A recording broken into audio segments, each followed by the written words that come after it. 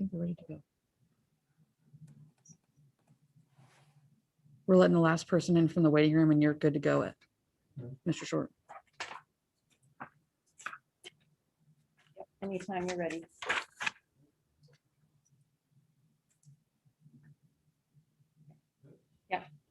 Welcome to the May 20th, 2021 regular Board of Education. Sorry to interrupt, but we can't hear you. Oh, that's not good. Can you hear me now? Barely.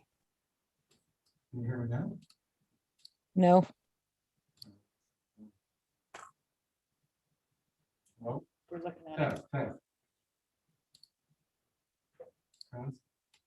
We're gonna follow. She's checking. Sorry, folks. Can you hear now? I can hear you, Chili, but I can't hear President Short. Test. Oh, that's interesting.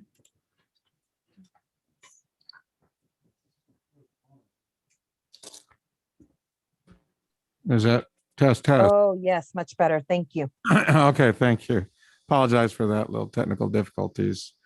Again, we'll start over here. Welcome to the regular Board of Education, Falls Cordova Unified School District on May 20th, 2021. We'll be taking roll call and call of the order for this meeting to start. And Superintendent, can you take roll call? Yeah. Mr. Park? Here. Mr. Short? Here. Mr. Hoover? Yeah. Mr. Louis? Yeah. Mr. Reed? I can't hear the superintendent if she's speaking, but I'm here. Can you hear me, David? I can hear you, yes. Just say you're here. Good. Thank you. I'm here. Okay. Okay. Thank you very much. With that said, we'll be going into closed session and then coming out approximately 6 p.m. In closed session, we talk about student matters, employee relations, conference with legal counsel, conference with real property negotiator, and personnel matters. So officially, we'll be going into closed session and we'll see you around 6 o'clock. Thank you. Oh, yes. Is there any public comment? No, Mr. Short. Okay, thank you. Now we'll go into closed session. Thank you. Hey, David, can you still hear Sarah? I have not heard Sarah yet. I've only heard you. So they switched me on.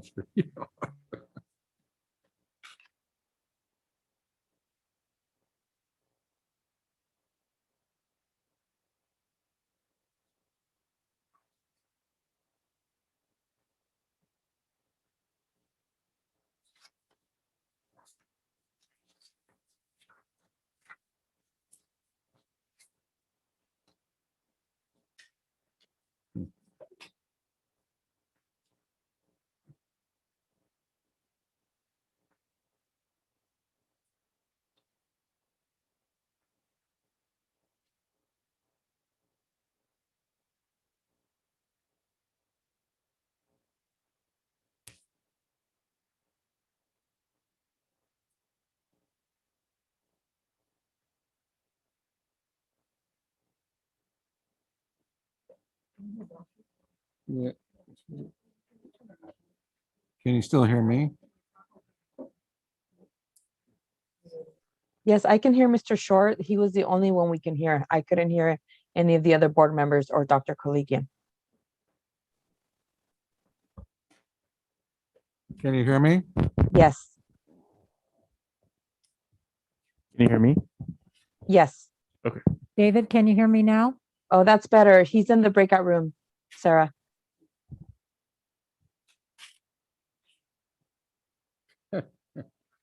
Okay, thank you. Sorry for the technical difficulties. We'll go into closed session. Okay, you're double checking. Okay.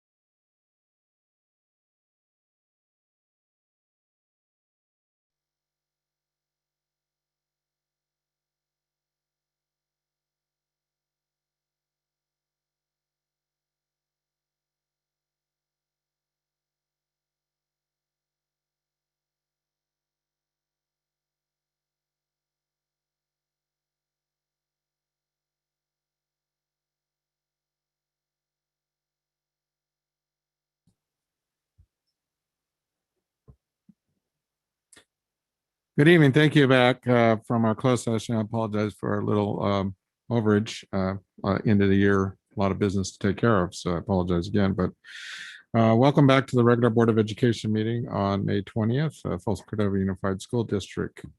We'll call back to order the regular open session, and we'll start with the Pledge of Allegiance. And I would like to have Allie. Since it's your last night, right? Well, take the honors. Thank you. I pledge allegiance to the flag of the United States of America and to the republic for which it stands, One nation, under God, indivisible, with liberty and justice for all. Thank you.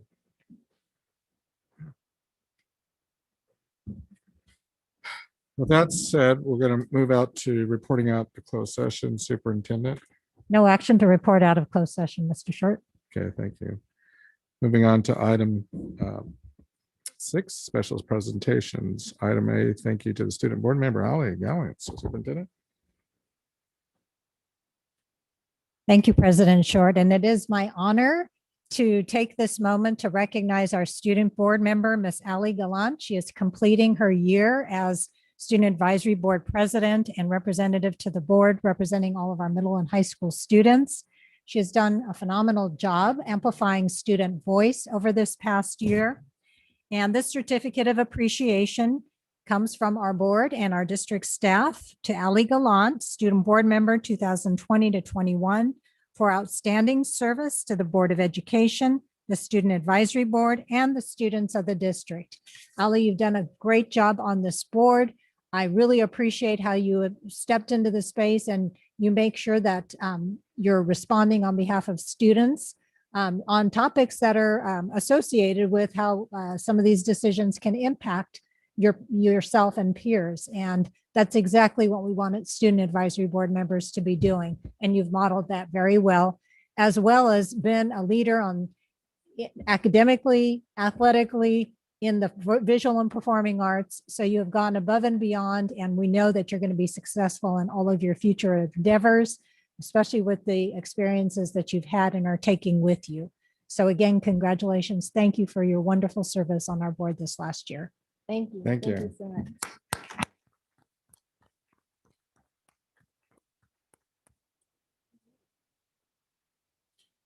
I don't want to circle back on the broadcast statement. I apologize for that, but I do have to read that.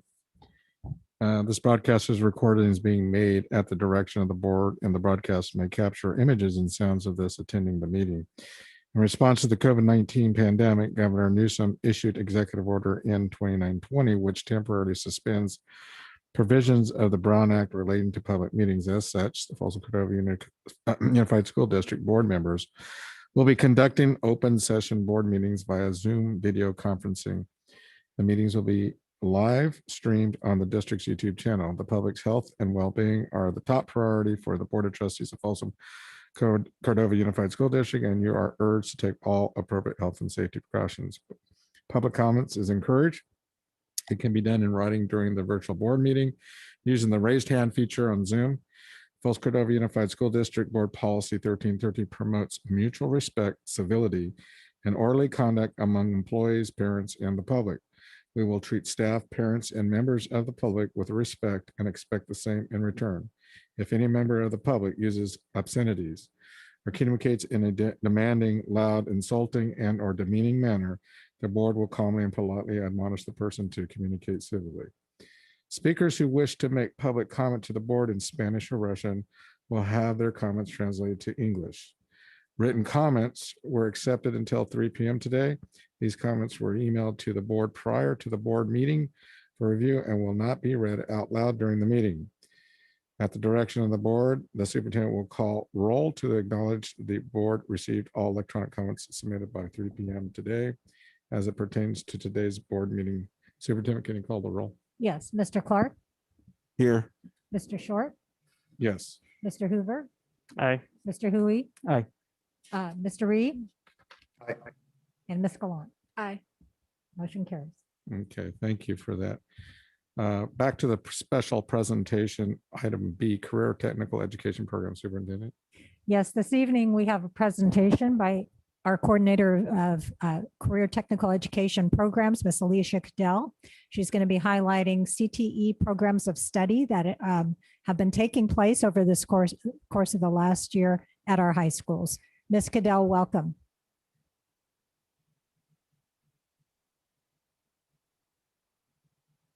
You there? You're muted. Nothing. Can you hear me now? I can hear you now. Excellent, thank you. Well, good evening, President Short, distinguished board members, Dr. Kaligian, and district administration. I am here tonight in response to President Short's request for information on the CTE culinary program at Cordova High School and the CTE programs of study. I will be co-hosting with Faith Kaplan, the CTE division lead at Cordova High School, in order to provide insight into the CTE programs at her school. Next slide. Thank you. So an overview of the CTE programs of study. We offer exploratory CTE courses at our middle schools and CTE programs of study at the high schools. We proudly offer CTE programs in 10 industry sectors and 20 pathways that are listed in the chart on the slide. So the sectors are underlined, and then the bullet points beneath them are the pathways that we offer at all 5 of our high schools. The CTE programs are reflected in the district's LCAP goals, including Goal 1 with CTE credentialed teachers and a standards-based curriculum, Goal 2 with increased family and community engagement in our programs, Goal 3 with providing students with a high quality classroom instruction and access to a broad course of study. This includes professional development and provides access to A to G, CTE, IB, AP, and STEM courses. Goal 3.3 is very important as it reflects the district's commitment to career technical education and is a requirement of grants. How does CTE, or career technical education, excuse me, I talk in acronyms, impact student learning? Most importantly, it prepares our students for college and career readiness. The curriculum infuses the 11 elements of high quality CTE in courses and allows students the opportunity to become prepared for college, the workplace, and a future career. We offer rigorous curriculum and college credit in our pathways, including A to G courses, honors courses, AP courses, STEM courses, articulations, and future dual enrollments. We've invested in industry-specific equipment and technology. We have new and renovated CTE classrooms for our students. The completion of the new CTE building at Folsom High School is an amazing addition to our district. We have new and revised course outlines, career technical student organizations, industry certificates, articulations with the California community colleges, work-based learning opportunities, service learning projects like the PPE Mass project that was presented to the board last fall, the Folsom Zoo project, the Sacramento Children's Museum, Create, Samsung Solve for Tomorrow, the Sacramento Regional Builders Exchange Design Build Competition, Safe Credit Union, and so much more. Funding has been a great way to support and expand our programs, and distance learning has taught us a lot this year of how to teach CTE, which is hands-on project-based curriculum. And of course, CalPAD's reporting reflects all the good things that we're doing. The new CTE building at Folsom High School houses 3 pathways: architectural design, engineering design, and product innovation and design. Isn't it wonderful to see the students at work in the building and using all of that equipment that we've invested in? I think it's very exciting. Now I would like to introduce Faith Kaplan to present more information. Hello, I'm Faith Kaplan, the Department Chair of Cordova High School's CTE programs, and I'm going to talk a little bit about what students are doing at Cordova. Most CTE classes at Cordova High are articulated, meaning that students get both high school and college credits. In the engineering academy that I lead, that was a major focus in distance learning since a lot of our hands-on opportunities were different this year. our academy students, about 50% of the academy students were able to earn 3 to 4 credits, or they're tracked to earn 3 to 4 credits at American River College or Folsom Lake College. So that's really exciting that we're able to take a year that's difficult and still get some extra bonuses. And in addition, the medical pathway seniors took and passed the HIPAA certification exams. Work-based learning is evident. Oh, sorry, one more. Sorry. Work-based learning is evident in all pathways. Our business academy has Safe Credit Union internships and an on-campus branch. They also run an on-campus marketing business called BizTech Graphics. They do a lot of the banners in the district and for our school. The Culinary Academy is excited to return to catering, since during COVID, there weren't any catering or weddings. And also next year, they're anticipating finally opening their morning coffee bar, which all the teachers will really appreciate. Our Agriculture Academy is excited to further expand the partnerships with Soil-Born Farms. And we just had a really exciting meeting about mentoring and internship opportunities. So for CTE, I'm going to talk a little bit more about our CTSOs here. So career technical student organizations help develop academic, technical, and professional skills. At Cordova High, we're proud to host 5 of the 6 CTSOs recognized by the state of California, and all of our CTE pathways are actively affiliated. Students lead meetings, plan the calendar of events, and participate in regional, state, and national competitions. This year, FFA had 2 teams compete at state finals. Skills USA sent 1 team and 2 individuals to state, and FCCLA had the first ever California Gold winner in the national competition in baking and pastry. Awesome. Next slide. Thank you. Oh, this is Alicia's. Alicia. Okay, thank Yeah. you, Faith. Uh-huh. So what did it take to get here? Well, since 2016, the district has received over $12.6 million in grants for our CTE programs that help the enhancement of the existing and development of new pathways, again, implementing those 11 elements of high quality CTE programs. But it's not just the funding that has created the success of our programs, but the dedication of our CTE teachers, staff, administrators, superintendent collegian, school board trustees, business partners, families, and the community. Additionally, our students accept the challenge to learn new things. They apply their academic knowledge and have the courage to branch out, expand their horizons, and find their greatness. Faith?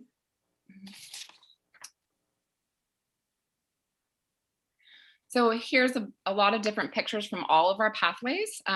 Cordova's CTE pathways combine industry relevant curriculum developed collaboratively by both teachers and our advisory boards.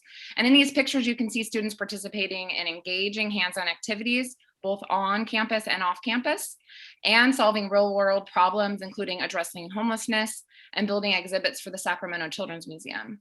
Students prepare for competitions, including SRBX, Build Competition, Create Mentoring Program, Samsung Solve for Tomorrow, and SMUD Solar Regatta. And then one more. Some professional development for this year. Cordova teachers participated in a variety of professional development. All CTE teachers attended Educating for Careers, which was virtually hosted by CDE California Partnership Academies. And other PD includes the Q Conference, Family Consumer Sciences Professional Development Workshops, and that was a series of 3 workshops. The BITA Construction Instructor Monthly Collaboration, Floral ISEV Curriculum Conference, Farm to School Conference, the Making Spaces program with Folsom Lake, and there were many more I could list. So we were really busy. Other high schools and middle schools also participate in Project Lead the Way trainings. For our professional learning communities, last year we normed on career portfolios, including resumes, cover letters, and interview prep. And then we also piloted a design thinking PLC program. For this school year, we reached out to teachers with similar pathways or members of our advisory board to develop curriculum for distance learning. Thank you. So sustainability. Funding, I'm working on 2 grants right now for 22-23, the CTE District Advisory Committee, and to continue to develop that, as well as the site advisory committees, because they really give us the advice for acquisitions, purchases, and our curriculum, as Faith mentioned. Program evaluations as part of the grants, like the CTE incentive grant. I do an evaluation on every program in the district with those 11 elements, as well as a comprehensive local needs assessments for the Carl Perkins grant. We really want to respond to the local economic and workforce demands and make sure that's what our programs are doing for our students, again, college and career readiness. We have the college and career readiness indicator on the dashboard when that comes back, as well as the CTE preceptorship program, which I'm very proud to say we are having it this summer, some virtual, some in person, and it's very exciting that some of our business partners are willing to host our students. Our CalPADS reporting reflects all of the good work that we're doing, and we're really investing a lot in developing elementary and middle school matriculations into the high school programs. We need to start earlier with our students. So in conclusion, the Folsom Cordova Unified School District offers students high quality CTE programs, including all of the 11 elements. Most of them are listed here with our industry partnerships, skilled faculty and professional development, career exploration and guidance, our student leadership development in our programs there, outreach and promotion, evaluation and continuous improvement on our pathways, work-based learning, which is really crucial to student development for college and careers, and developing these high quality programs that will be reflected on the college and career readiness indicator in the California Schools dashboard. Proposed and future CTE facilities include an agricultural complex at Cordova High School and Foothill Ranch High School, and the CTE programs we will offer there. I would like to thank the school board, superintendent collegian, cabinet, district administrators and staff, school administrators and staff, teachers, community business partners, colleges, advisory committee members, and families for making career technical education an integral part of our students' education. I think the following quote from Michael Jordan reflects the collaborative effort and support for our CTE programs. He said, "Some people want it to happen, some wish it to happen, and others make it happen. I thank you for your support in making career technical education happen for our students." Thank you. Thank you. Any board questions? Any? Thank you. It's Thank you. exciting. That's very good. Thank you very much. With that, we can move on to our next adoption of the agenda. I'll move it. Got a first, do I have a second? I'll second. Our first, second, roll call, superintendent? Mr. Clark, Aye. Mr. Short, Aye. Mr. Hoover, Aye. Mr. Hui, Aye. Mr. Reed, Aye. Ms. Gallant. Aye. Motion carries 5-0. Okay, we'll move on to a public participation. This is time we allow the public to speak, but it's not on the agenda. So do we have any speakers? Yes, Mr. Short. Yes, okay. Again, we can move with that. How many do we have? Do you know? Currently, we have 7 7? and Okay. 8 make that. 8, okay. We get Yes. limit to 2 minutes. And Great. 3 minutes. Okay, thank you. 2 minutes, 20 minutes total. Mhm. Correct, Mr. Short? Yes. Okay, thank you. First, we will start with David, sorry about that. My name's Natalie, and I would like to encourage you to vote to approve the lacrosse expansion to FHS. Currently, I'm a freshman at Folsom High School, and I want to stay at Folsom High. At Folsom High, all my educational needs are met, but at Vista, my sports needs are met. And both education and sports matter in your teenage years. So how am I supposed to choose between 2 parts of my life, sports and my education? I understand that bringing lacrosse to Folsom High will cost $24,000, but the Folsom Lacrosse Association, along with donors, are willing to contribute $16,000 only, and all is needed is $80,000 from the general fund. But this is not just about cost. It's a huge benefit to the students at FHS. It will give equality between the 2 schools so that kids like me don't have to choose between educational system that might not match our learning needs. Also, it creates another opportunity for girls in our district to continue playing the sport we love. Women's Sports Foundation research has shown that by the age of 14, girls are dropping out of sports twice at the pace as boys. Not having lacrosse at FHS will make this rate higher since the city lacrosse ends at 14 years old for girls. But this isn't all about just us now. It's also about those who follow us. I have a little brother who is going into 7th grade, and I would like to have the lacrosse program to be up and running by the time he gets to high school, so that he has a connection with his future school and the educational setting that fits him best too. He found a home within lacrosse and is motivating him at school, and I want this for him while he is going to high school. I believe the $80,000 spent by you today will make an enormous impact on me and you as the students who follow. Thank you. Just a reminder, this is an agenda item discussion. So anything not on the agenda that can be presented to the board and the board cannot respond to anything on that. Please, thank you. So next speakers, please, that follow that. Next speaker is Tiffany.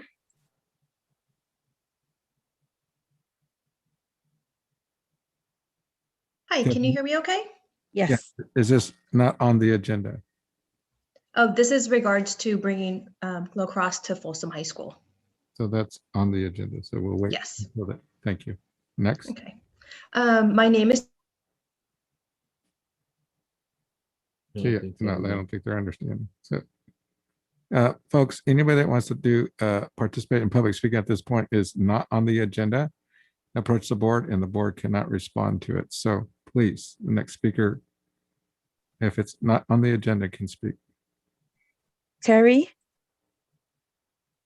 Hello, I'm Terry Hyo. I teach 2nd grade at Blanche Prince Elementary, and I do not want to qualify this. I'm sorry. Are we okay?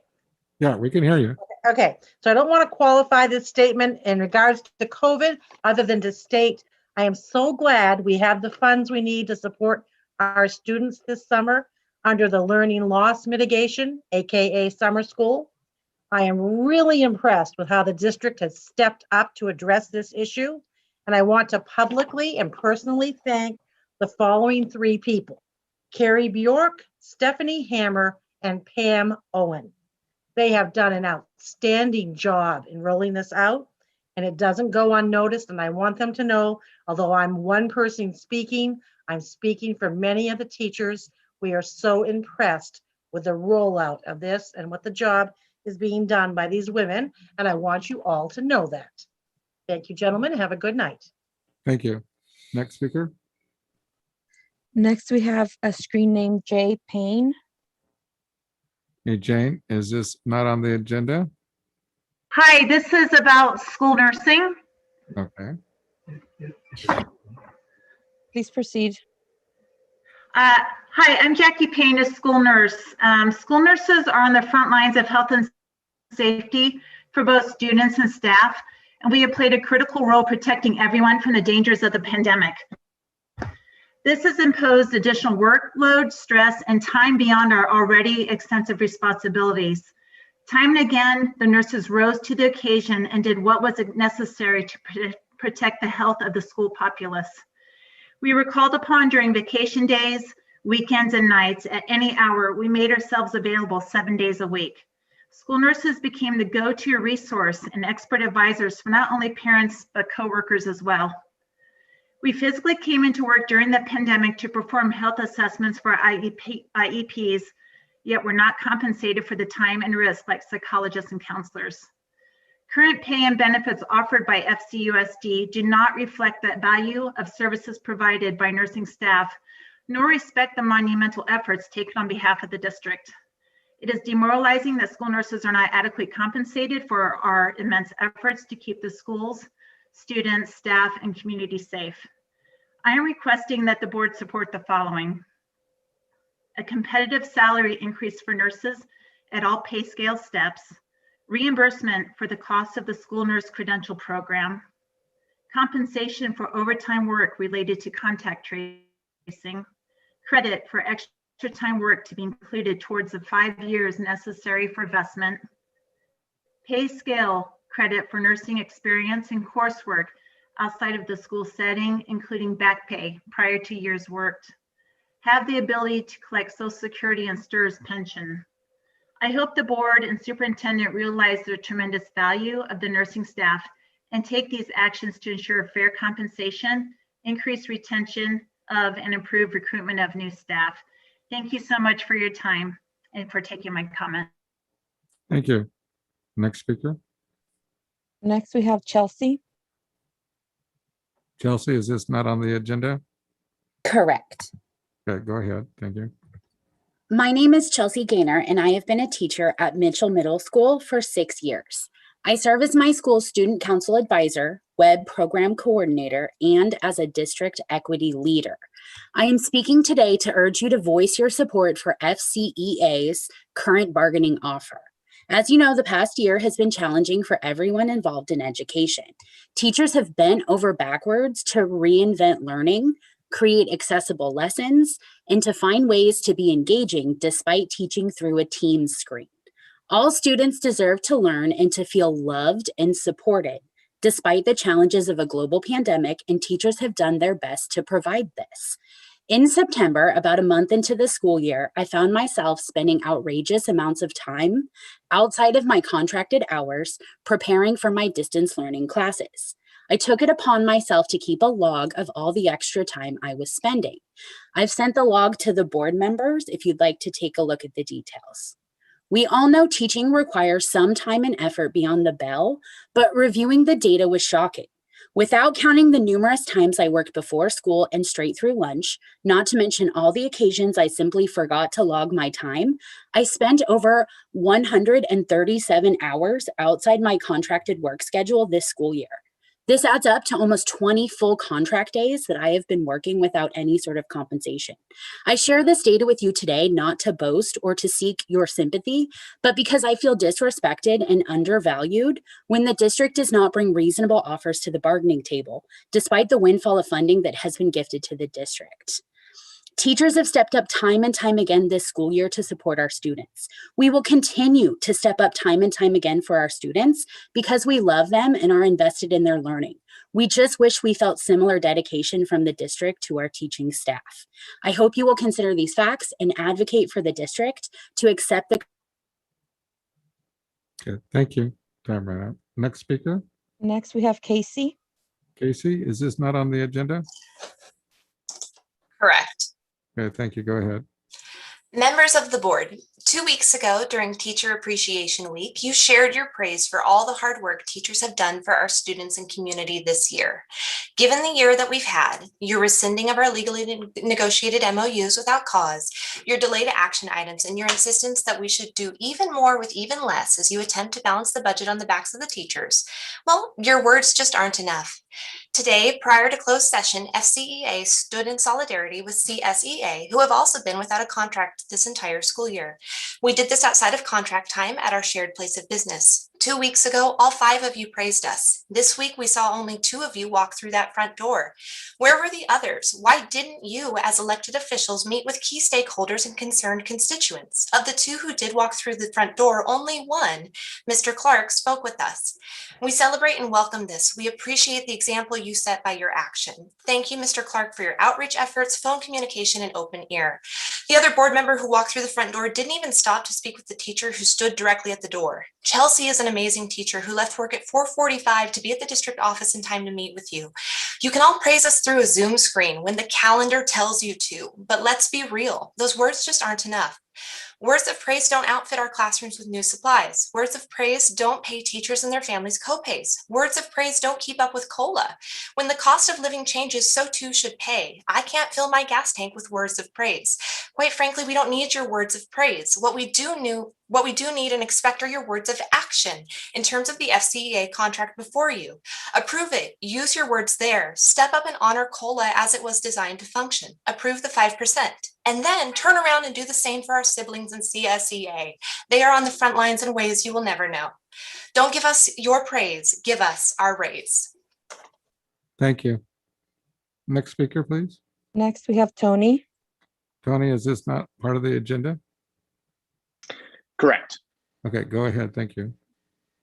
I'll be very brief. Tony Ruiz from Vista. I hate to sound like a broken record, but 40 minutes late. We don't allow that from our students, and we shouldn't allow that from our board.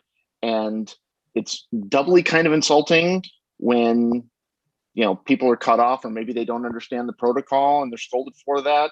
Well, you know what? Have the respect for your constituents, for your employees, and for the rest of us who take this seriously to start a meeting on time. And if you can't, I think we need more reporting out of closed session that goes beyond just, oh, nothing to report. Well, then you wouldn't be 40 minutes late. So don't tell me you're sorry. Fix the problem. Thank you. Thank you, Tony. Next speaker, please. Next, we have screen name Salve. This not on the agenda? No, it is not. Okay, thank you. Go ahead. Okay, Stacy Albe from Folsom High School. Good evening, board members. I've heard this board pay lip service to the fact that they would like to see a diverse population of teachers. The number one way to recruit great, diverse teachers is to have competitive compensation for all teachers. Right now, especially right now, there are too many options, more lucrative, a stone's throw away from Folsom Cordova. Please work with FCEA to approve a COLA for all teachers. It's the best way to recruit and retain great teachers for our students. Thank you. Thank you. Next speaker. Next, we have Thu. Who is this not on the agenda? Yes, this is not on the agenda. Proceed, please. Hi, I'm Tu Yi. I'm one of the school nurses with Folsom Cordova Unified School District. I actually have been in the district for almost 15 years now. And I want to talk about school nurse pay just because I've been in the district for so long. It's like a revolving door due to non-competitive, I mean, it's not even a competition, how much Folsom Cordova Unified School nurses are paid. We get paid less than other districts. And I just want you to know that we want to be, the years that nurses are working in the hospital should be honored beside working with, they said pediatric population, but nurses working with adults bring a lot to the table to our Folsom Cordova Unified School District. And the continuity of care that's been broken off that I've seen, like Williamson having 5 to 6 school nurses in the last 5 years, and very similar situations in all the schools. We can't retain nurses when we don't pay them competitively. So personally, I don't, because I've been in the district so long, benefit from this, but I know that it's important to maintain the quality of care that we've been able to provide if we can provide competitive wages.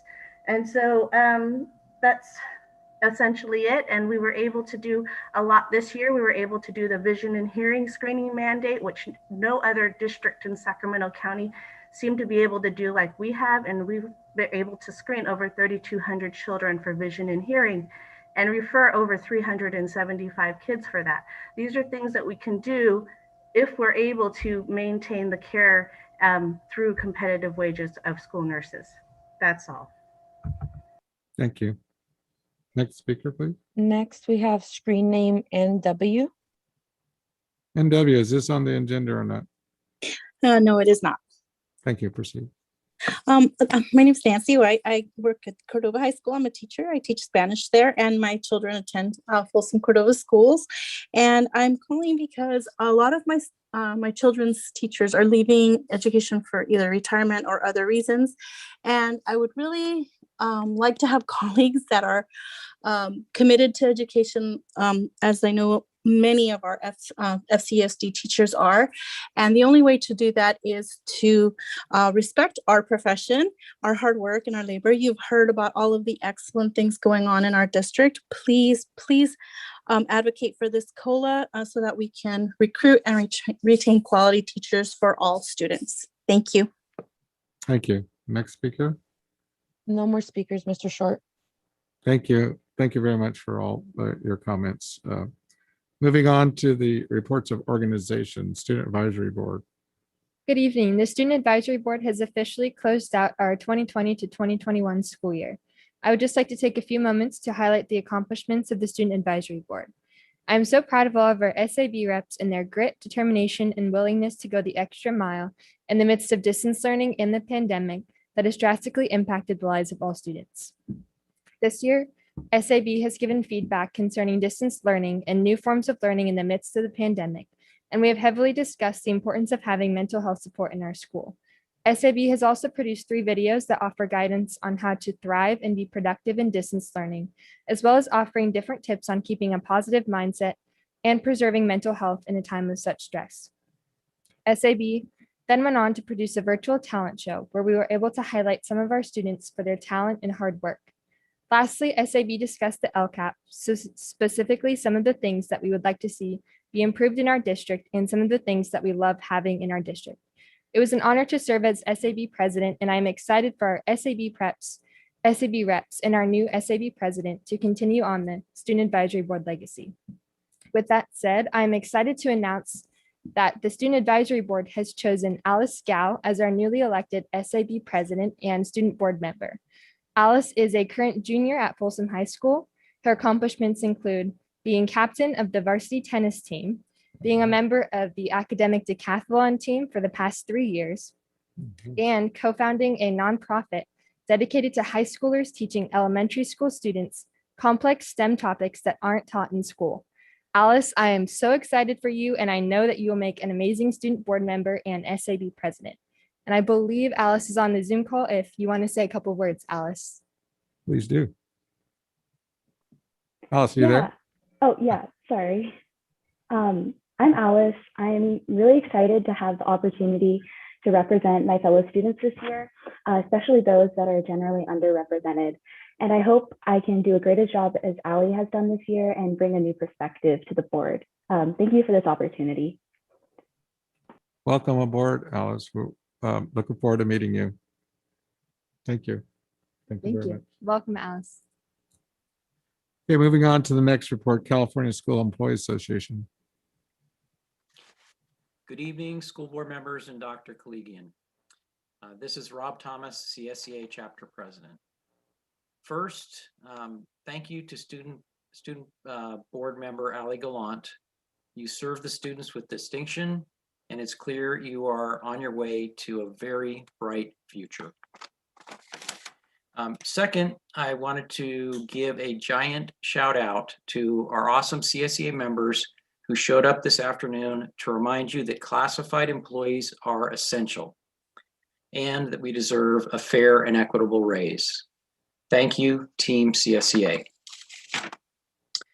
So for several years, our district was not in a financial position to provide adequate raises. Your classified employees were unhappy with that situation, but we were patient. Just 1 year ago, we braced for even more difficult financial challenges. We worked collaboratively with the district to prepare for whatever might come. We supported each other, we battled COVID together, we tackled distance learning together. No doubt, together, we will face many more challenges.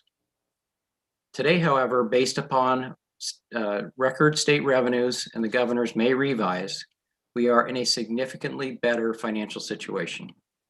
In fact, according to Governor Newsom, we are roaring back. What a difference a year can make. So the district is finally in a position with sufficient funding to provide all employees a fair and equitable salary and benefit increase. We've worked through the difficult times together. Now we ask you provide us with the raise that we need and deserve. Thank you. Thank you, Rob. Next, Folsom Cordova Education Association.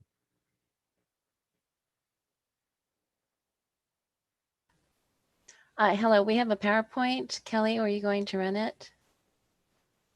Thank you. My name is Tracy Suter, and I'm speaking on behalf of FCEA tonight. We have a brief PowerPoint we'd like to share with you. Next slide. So you probably remember this one from last time.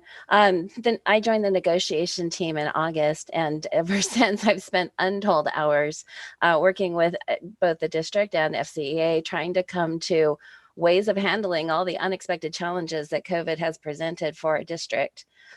Because of all those needs that have keep coming up, time to negotiate the things that we want has often been on the back burner. So we are focusing our ask on closing out this school year. We've requested, excuse me, 5% retro And please note, these are monies that you do have. If you'd like to move to the next slide, that would be fine.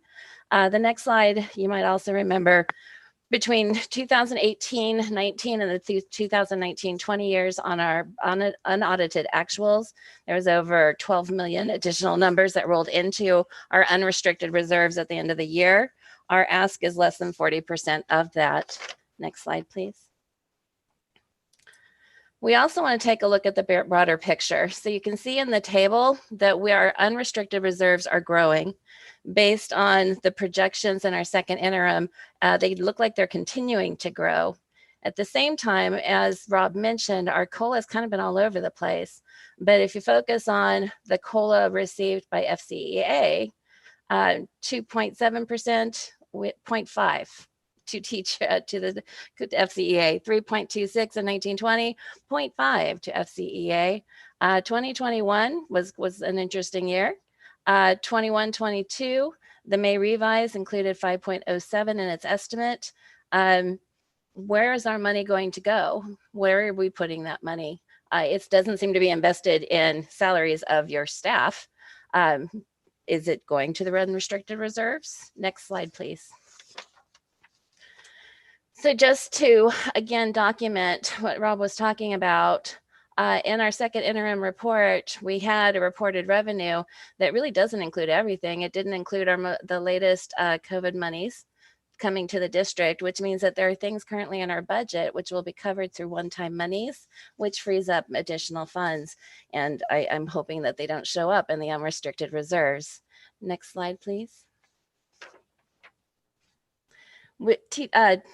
Staff is already noticing a loss in pay because health costs have been increasing. But if you've been watching the news, there's also some hints that that inflation is starting to show up in the economy, which means as we go without a COLA, we're falling further and further behind. Thank you. Next slide. Again, just to document from the May revise, Gavin Newsom is proposing an increase of 5.07 to the LCFF formula. And if you take a look over on the left-hand side, there's an intriguing mention that part of what they're proposing would trigger a cap of 10% on school district reserves beginning in the 22-23 school year. Next slide, please. The governor is certainly noticing, and I think everyone's been noticing, that more and more teachers are retiring or leaving the profession, and we're not necessarily filling the pipeline with incoming people to the degree that we need to. And so he too is encouraging that some of these monies that seem to be flooding in be considered, the education retention be strongly considered. Next slide, please.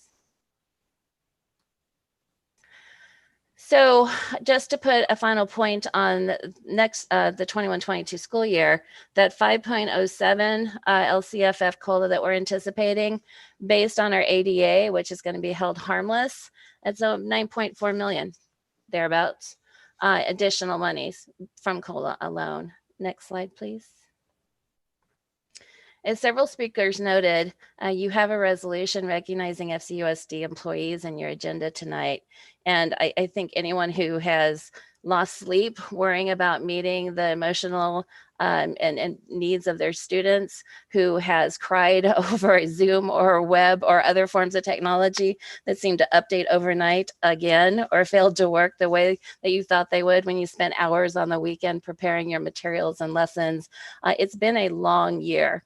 And everyone has worked unbelievably hard. And it is good to have words that recognize our efforts.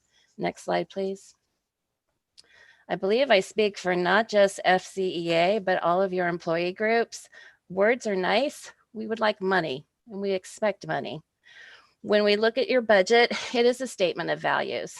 The number one influence on a teacher's decision to join, stay with, or leave a district is compensation. Second, feeling valued and respected. Next slide, please. This is the one slide we don't have documentation. These numbers are an estimate. We hope to come back with more precision. We've been trying to follow this through actions in the board. But if you look at the LCFF goals our district has stated really time and again over the years, in order to receive high quality classroom instruction, you need highly qualified teachers. We do seem to hire, but we're also seeing a lot of retirements and a lot of resignations. And I think anecdotally, and you heard a little bit of this already tonight, we're hiring people, we're not keeping people. I've been with this district 32 years. It hurts my heart to have to say to colleagues when they talk to me about earlier teachers continuing or what job opportunities are. I have recommended people go to many of the districts well within driving distance where they can receive better pay, better benefits, or both. And it hurts my heart to say that. I would hate to lose these people as colleagues, but I would not be a friend to not point that out. And I wish that were not the case. Next slide, please. So to repeat, budgets are a statement of values. You've already had a few speakers tonight question, what is it that you value? We expect the COLA to also come to the employees, not just to the unrestricted reserves. You have a growing amount of money. That money with the additional COLA means that we have funds available going forward. Next slide, please. Folsom Cordova can afford what we've asked for the 2021 school year. The reserves have already grown and continue to grow.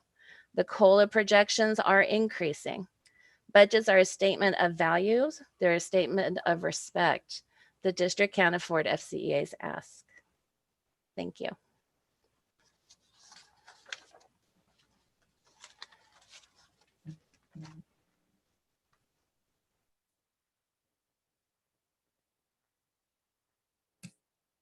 Is that it? Okay, thank you. Thank you for the presentation. Is there any more questions? No? Okay, thank you. Thank you very much. Moving on to the Folsom Cordova Leadership Association. Good evening, President Short, members of the board, Superintendent Dr. Kaligian, and esteemed colleagues. My name is Elena Cabrera, and I'm speaking on behalf of our FCLA President, Mr. Jonathan Johnson. Tonight, I have a quick report and update for FCLA. Just a reminder, or not reminder, an announcement and congratulations to our AXA Region 3 Administrators of the Year. AXA Region 3 is representative of over 260 students that in the cities of Davis, Woodland, of course, Sacramento and Folsom and Rancho Cordova. And so we want to congratulate Sarah Perrins, an elementary principal of the year for Region 3 AXA. AXA is an association of California school administrators. And our superintendent, Dr. Sarah Kaligian, superintendent of the year for AXA Region 3 and also for California. And myself, Elena Cabrera, AXA Region 3 Central Office Administrator of the Year. And that's our report. Thank you. Thank you. Additionally, I will be speaking on for the DLAC, and we have a quick report. We had our last meeting for DLAC for the year tonight or today at earlier before the DLAC before the district meeting. Sorry that I'm jumbling my words. I'm happy to announce that we have new officers for DLAC for this next coming school year. Our chair is Senor Luis Martinez Hernandez, and he is an ELAC parent from Williamson Elementary and will now be our DLAC chair. Our co-chair is Gabriela Robles, and she is a parent from Riverview Elementary who is ELAC rep and will be our co-chair for DLAC. And newly elected is Secretary Ana Silvia Pimentel, who is a parent from Peter J. Shields and will be our DLAC secretary for next school year. Congratulations to them, and that's my report. Thank you. That would work for the District English Learner Advisory Committee. That's right. That was our report for district. Yeah. Okay, thank you. Okay, moving on to agenda consent. Do I have a motion? Board President? Yes. It's a motion we approve the agenda consent with the exception of item K, MOU number 19, which I'd like to pull off and discuss. Okay, so we have a motion to move it on item K, but specifically remove the MOU of MO 19. Is that correct? I'll second that. I got a first and second. A roll call, Superintendent? Yes. Mr. Clark, Aye. Mr. Short, Aye. Mr. Hoover, Aye. Mr. Hui, Aye. Mr. Reed, Aye. Ms. Gallant, Aye. motion carried. Thank you very much. Moving on to the poll item MO 19, Superintendent. Yes, MOU 19 is first addendum to summer school, final signed with attachment, and I'll have Mr. Ogden just review. We'll entertain what the questions are, and then we can respond to those. I wanted to clarify that there are multiple MOUs in this item that were pulled off. And so of those multiple items, the one that we wanted to discuss was the addendum to MOU number 19. Is that correct? Correct. So MOU 19 is an addendum to our original MOU that the board passed a couple weeks ago. It has to do with our summer school program. And we added some additional programs since the initial MOU was approved. Those programs include a summer school VAPA program, a adolescent parent program, independent study program, and also some CTE programs at Cordova High, Folsom Lake High School. As you read through this, you can see that it provides the dates that we will have these programs and the pay rate to the teachers. One of particular interest I know is the CTE program, where there is an option there for teachers to either teach one class or two classes, or even possibly three based on this pay rate. So we tried to make this flexible and add all of the programs that we will be having this summer. Okay, thank you. Any more questions? I just wanted to clarify in there. I know a lot of our teachers have been working on some, I guess what we've been calling enrichment classes, and there will be an opportunity to teach those during that time period that's laid out in this MOU. So I just wanted to make sure that that was clear, and mostly why I wanted to make sure we discussed that tonight. Okay, thank you. Any other board questions? Taking out to any public comments. Do we have any raised hands? No, Mr. Short. Okay, bring it back to the board for any final comments by the board. Do we have any final? Well, hearing none, do I have a motion to move it? I got a first by Mr. Clark. Do I have a second? A second. Second by Mr. Huey. Superintendent, roll call, please. Yes, Mr. Clark, Aye. Mr. Short, Aye. Mr. Hoover, Aye. Mr. Huey, Aye. Mr. Reed, Aye. Ms. Gallant. Aye. Motion carried. Thank you very much. Okay, moving And on. Mr. Short, yeah. before we go on, may I make an introduction from? Yes, go right ahead. One of our new administrative team members. In the personnel action form that the board just approved under consent, they approved our new assistant principal at White Rock Elementary. So I would like to introduce to you Ms. Nareda Cabrera. She's a veteran educator and a familiar face at Folsom Cordova. Nareda Cabrera has been named as the assistant principal at White Rock Elementary. Ms. Cabrera has over 14 years of experience in education and has been a member of Team FCUSD since 2016. She currently serves as the academic coach as well as the administrative designee and department chair at Cordova Villa Elementary.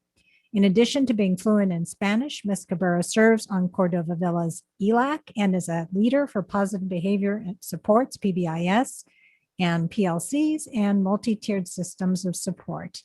Welcome, Ms. Cabrera. We're so glad to have you on board. Thank you. I'm excited for this opportunity and I'm looking forward to serving the White Rock community. Thank you. Welcome aboard. Thank you. Forward to meeting you in person. Looking forward to meeting you all. Thank you. Okay, thank you for the introduction. Moving on to looks like our discussion items 11, item A, adoption resolution 05-2021-29, recognizing Folsom Cordova Unified School District employees. Superintendent? Yes, this evening we have a resolution honoring and recognizing all of our Folsom Cordova Unified employees for their unparalleled contribution to the lives of our students, and especially this past year. Our employees continuously provide exceptional education and work tirelessly to provide distinctive learning environments and to meet the needs of all students. FCUSD employees have demonstrated resilience, innovation, and unending dedication to our students and have gone above and beyond the already outstanding commitment they make during normal times. including but not limited to, we would like to recognize our outstanding employees, the work done by our nurses, our health technicians, custodians, front office workers, mental health professionals, bus drivers, instructional assistants, counselors, teachers, principals, managers, food service workers, district office staff, librarians, and many other individuals that make up Team FCUSD.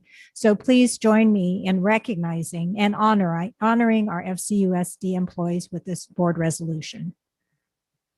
Thank you very much. We take that to any board questions? I just want to echo what the superintendent said. I'm going to keep it real short because I'm actually going to probably make a long presentation or a final comment at the end of the meeting to talk about our teachers and our classified staff and our nurses. So I'm going to yield my time until the end of the meeting. Okay. David, do you have any questions? Nope. Okay, any public comment? Oh, Mr. Short. Okay, bringing back any final comments to the board? There are none. I just want to echo the same thing as superintendent. I mean, there's nothing more important than recognizing our employees. I know we had comments earlier, but I do believe that we all appreciate what we did this year going through the pandemic. It's very tough times. But like I said many times, tough times don't last, but tough people do. And I think this is a tough team and that we're going to be successful. And we're going to come out this all together. We're going to come out good. So, and I just want to say thank you all for all the hard work you've done this last hard year. So moving forward with that, do we just have a motion to adopt the resolution? Yes. I'll move it. We got a first by Mr. Clark. Do we have a second? Second. Second, Mr. Hui. Roll call, Mr. Yes, Mr. Clark, Aye. Mr. Short, Aye. Mr. Hoover, Aye. Mr. Hui, Aye. Mr. Reed, Aye. Ms. Gallant. Aye. Motion carries. Thank you. Thank you very much. Item 11B, approve expansion of boys and girls lacrosse to Folsom High School. Superintendent. Yes, with much discussion with our high school principals, our athletic directors, coaches, athletes, parents, we are proposing to expand the lacrosse program to Folsom High School beginning in the 21-22 school year. The proposal is there for you as well as the budget. We also received a lot of comments from the public in our Google Doc prior to 3 o'clock today. So we know there's a lot of support from our community to expand lacrosse to Folsom High in the next school year. Yeah, thank you. Any board specific questions? Just one Hui? clarification. I appreciate the Natalie, who I think was our first person to publicly speak. I just wanted to clarify the cost to FCUSD would be $8,000. Is that correct? Dr. Huber? Yes, I mean, that's an estimation, but after the community chipped in terms of fundraising, that's estimated to be roughly our starting costs. Great. All right, thank you for clarifying. Okay. Any other board questions? David, do you have any? I do not. Okay. Well, moving on to public comment. Do we have any raised hands? Yes, we have a few, Mr. Clark. I'm sorry, Mr. Short. Yes, go right ahead. We'll limit it 20 minutes, 2 minutes apiece, if you would. Okay. Thank you. Of course. First is Michelle. Michelle, you there? Can you hear me? Can you hear me? I can hear you now. Good evening, board members and superintendent. No. Michelle, you're cutting out. Can you hear us now? That's slightly better. Yes. Okay. Can you talk louder, Angelica? This is my daughter, Angelica. She's an 8th grader, so I have to go now. Thank you. Good evening, board members and superintendent. My name is Angelica Toliao, and I'm currently in 8th grade at Center Middle School, going into Folsom High. I play lacrosse and would love to play it next year at Folsom High School as a 9th grader. Many of the schools in our area have lacrosse, such as Vista, but I can't currently go there because I'm out of the range. Folsom should also have a lacrosse team so that we have the opportunity to play. I love playing lacrosse, and it would be really fun to be able to compete in high school. I do well in school, and I would love to play sports too. I love having my balance of sports and school. That is very fun and healthy for me. Thank you. Thank you very much. Next speaker, please. Next, we have Kara. Kara. Nice to see it. Hi. Oh, it's Ava Mattheopoulos. I'm Kara's daughter. Go ahead, Ava. Okay. Good evening, Superintendent and esteemed board members. Thank you for the opportunity to speak this evening. My name is Ava Mattheopoulos, and I'm currently in 8th grade and will be going to high school next year. I live on the boundary line, so I'm able to choose whether I attend Vista or Folsom High. My only hesitation to attend Folsom High, like I had previously planned, is that Vista is the only one that currently has a lacrosse program. I have been playing lacrosse for 4 years now, and I know that there is a very large number of incoming freshmen who are in the same situation as I am. There are a number of area leagues which kids play Folsom lacrosse for, or play from Folsom play for, including but not limited to Folsom Lacrosse, Fair Oaks Lacrosse, Granite Bay, Eldorado Hills, and Lakeside. I am one of the lucky ones, and if needed, I could attend Vista. However, many of the others will not have this choice, and this is not fair. In terms of equity and equal access, I am wondering why there is not currently a lacrosse program at Folsom High School. I have been told that it has to do with fields. This may have been an issue in the past, but because sports have shifted seasons, this should not be a problem anymore. If the school fields are not available, there are parks very close by, such as Livermore, which is just a warm-up jog away from campus. I urge you to vote to bring the lacrosse program to Folsom High. If there are the numbers, a junior varsity and a varsity team, to give all the kids the opportunity to play sport they have grown to love. I cannot wait to see you all cheering the Folsom High School boys and girls lacrosse team in the spring of 2022. Yeah, thank you. Next speaker, Next, we have Tiffany. Tiffany. Hello, can you hear me okay? Yes. Hello, good evening, board members. My name is Tiffany Atwood, and I'm a parent of a current freshman at Folsom High School. I moved to Folsom about 3 years ago, and I moved in a location that was close to Folsom High School because I heard very good ratings about the school. And I knew that Vista had a lacrosse team, but I was under the impression that one was coming soon to Folsom High School. It's taken some effort over the past 2 years to get to this point where we're actually having this item on the agenda, and I'm thrilled. As most of you know, lacrosse is a growing sport. Folsom is kind of left out of the competition because we don't have a lacrosse team. And right now, soccer and football is extremely competitive. And unfortunately, it doesn't offer a lot of students who don't play those sports to participate in a team sport, which helps high school spirit, it builds confidence, it cultivates friendships. So I think it's really important that we really look at this sport to bring it to Folsom High School. I know that in a private meeting, we were talking about lacrosse competing with water polo, and water polo only has 6 players in the water, whereas a lacrosse team has 10. So you can actually get more students to play a sport because the team roster has to be bigger. So I think you're going to get a wide breadth of different experiences, and you're going to get girls who maybe don't want to be in a swimsuit because it's a strange time, and maybe they feel comfortable in a uniform. And also it's going to provide boys who can't make it on the football team another sport that they can pursue. So thank you for considering this item on the agenda, and I hope you vote in favor. Thank you. Next speaker. Next, we have Ellie. Hello, can you hear me? Yes. Hi, my name is Ellie Atwood. I am a freshman at Folsom High. I am hoping that during this meeting you vote to approve the lacrosse expansion to Folsom High School. I have been playing lacrosse with our league, City League, for 7 years, and I'm afraid that time is coming quickly to an end because the City League only offers girls lacrosse till 14, and our high school does not have a lacrosse team. I do understand that Vista has a program, but I do not want to leave Folsom to attend Vista since I have found a home here. Of 23 girls currently on my team, half of the girls want to go to Folsom, but then they have to quit their sport. They could just add the 1 and the 3 girls who used to play sports but have quit. FCUSD FCUSD is producing some of the best athletes in the region, and I have set sights on being one. Also with the 2 8th graders who spoke today, thank you. But my hopes of attending UC Davis and being D1 lacrosse player can only be realized if lacrosse comes to Folsom High. Thank you. Thank you. Next speaker, Next, we have Vivian.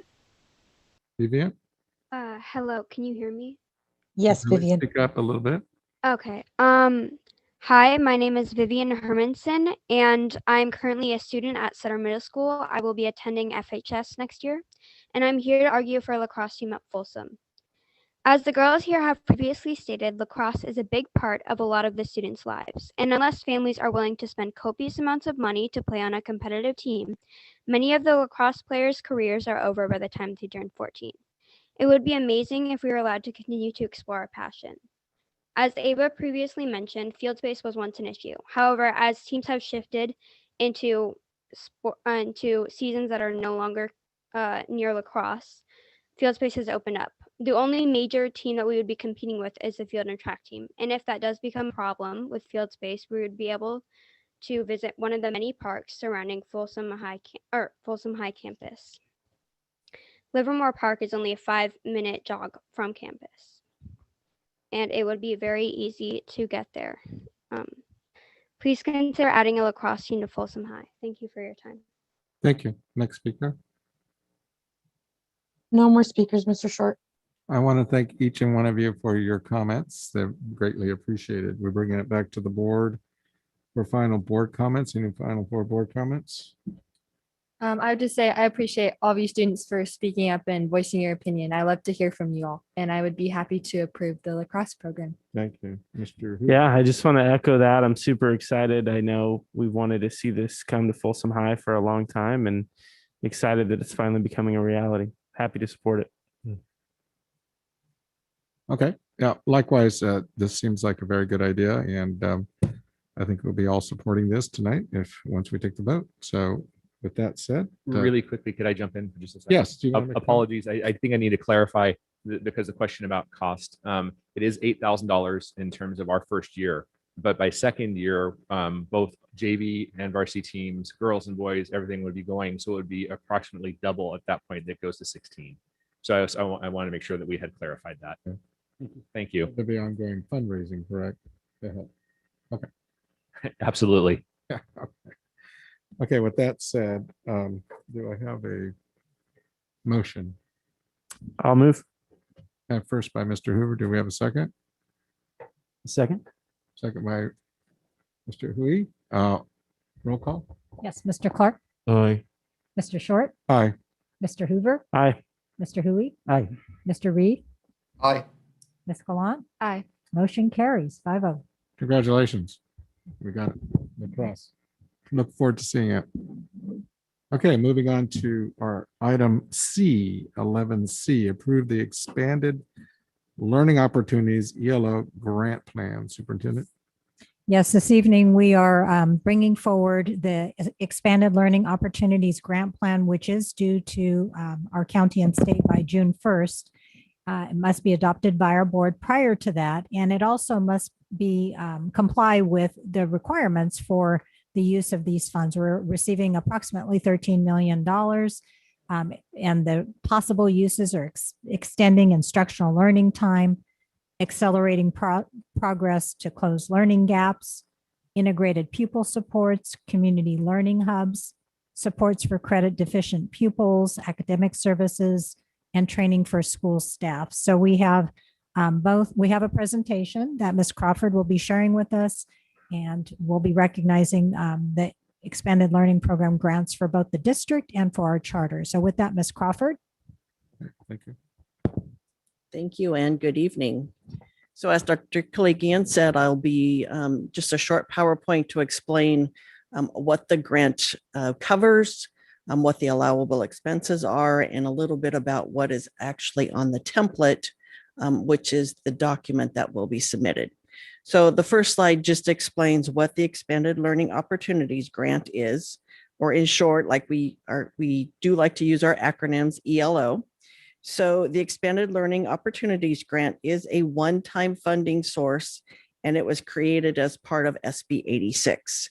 The rationale behind the ELO grant was to provide funding for supplemental instruction and to provide support for our disadvantaged pupil groups who faced adverse learning and social emotional circumstances as a result of the COVID-19 pandemic over the last year. The grant also encourages collaboration with our community partners and especially with our health partnerships. So some of the things that are required on the plan. So there's a plan description and there's a fiscal description. As part of the plan requirements, we have to state what the learning recovery looks like, how we are providing supplemental instruction and academic support, how we are providing support not only for academic, but also for our social and emotional well-being of our students, and also to provide meals and snacks for our students. The prioritized student groups that are essential in this plan are our low income, our English learners, our foster youth, our homeless students, our students with disabilities, students at risk of abuse, neglect, or exploitation, our disengaged students, and those students who fall below grade level. Next slide. So on the fiscal requirement side, of the total allocation, which Dr. Kaligian said it's about $13 million, 85% of those dollars have to be for providing in-person instruction. We are allowed to use 15% for distance learning, and we will be using proceeds from this funding source for our Innovations Academy. In addition to the 85 and the 15%, as part of that 85%, 10% must be used for paraprofessionals. And that's either for hiring additional paraprofessionals, using additional staffing for intercessions, for summer schools, before, after school, those types of programs, or to add additional hours outside of the school day. Next. So CDE has provided a definition in terms of what they mean by expanded learning.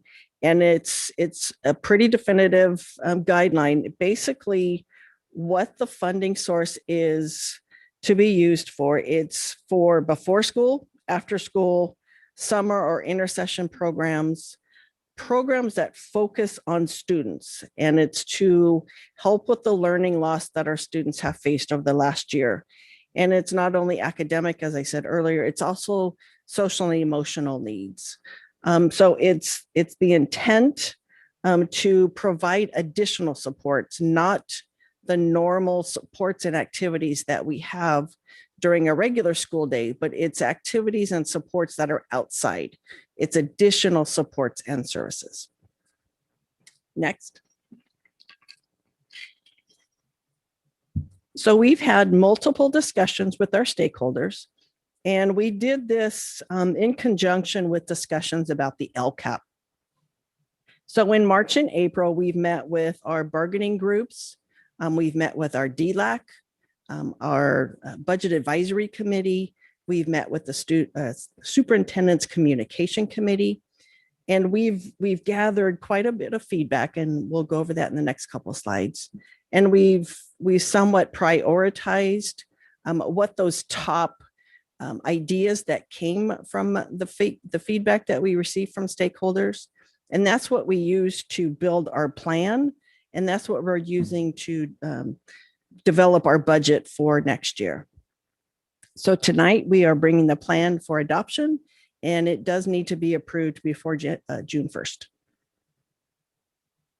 So as I said, we did gather a lot of stakeholder feedback, and we used Thought Exchange to gather this. So next slide. So what we did, we pretty much categorized it into 6 top categories. So it was student achievement, learning recovery, parent involvement, SEL, classroom support, and professional development.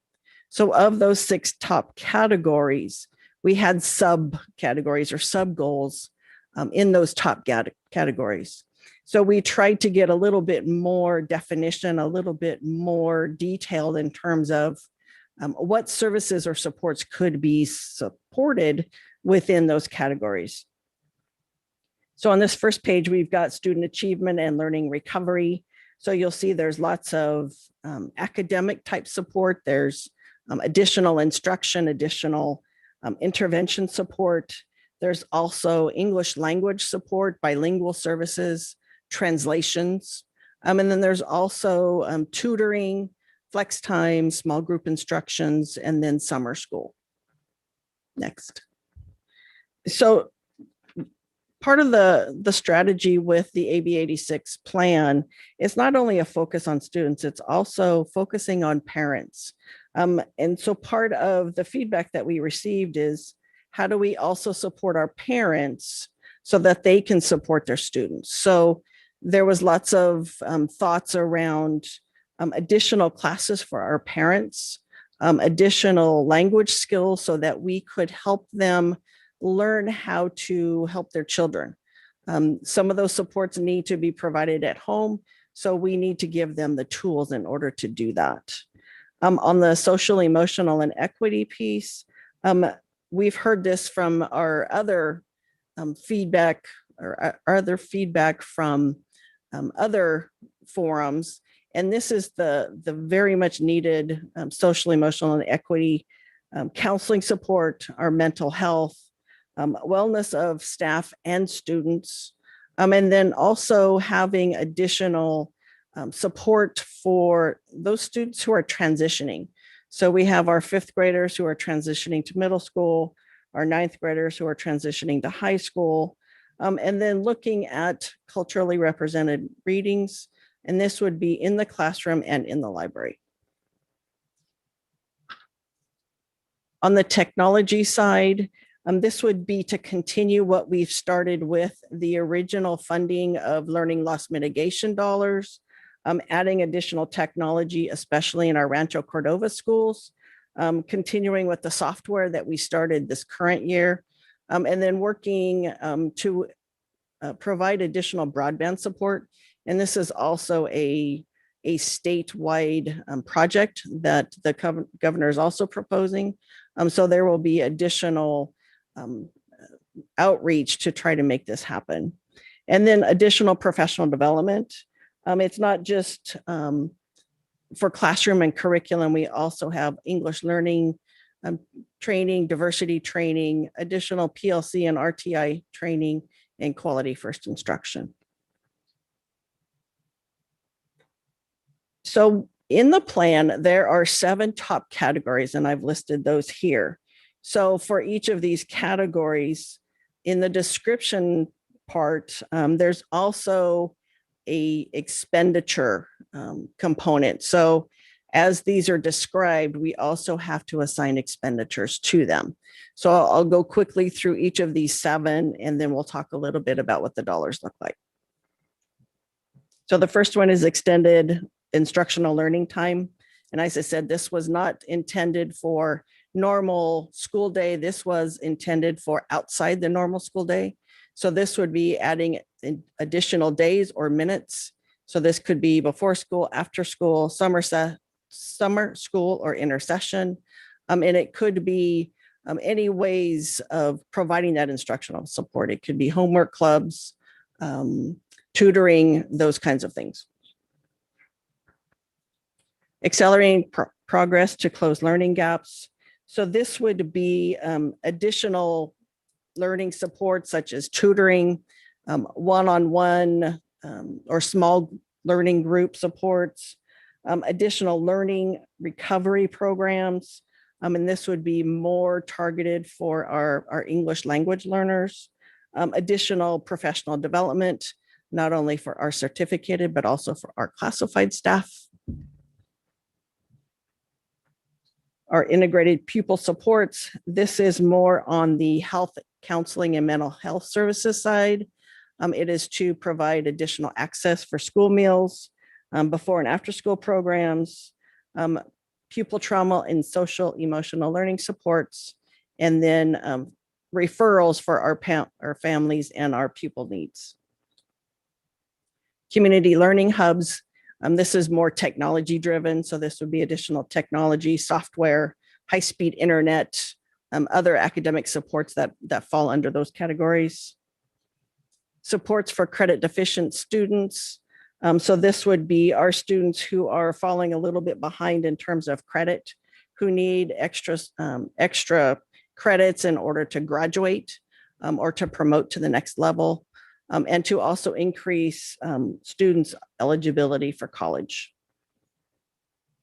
For additional academic services, this could include diagnostic type services, progress monitoring, or benchmark assessments.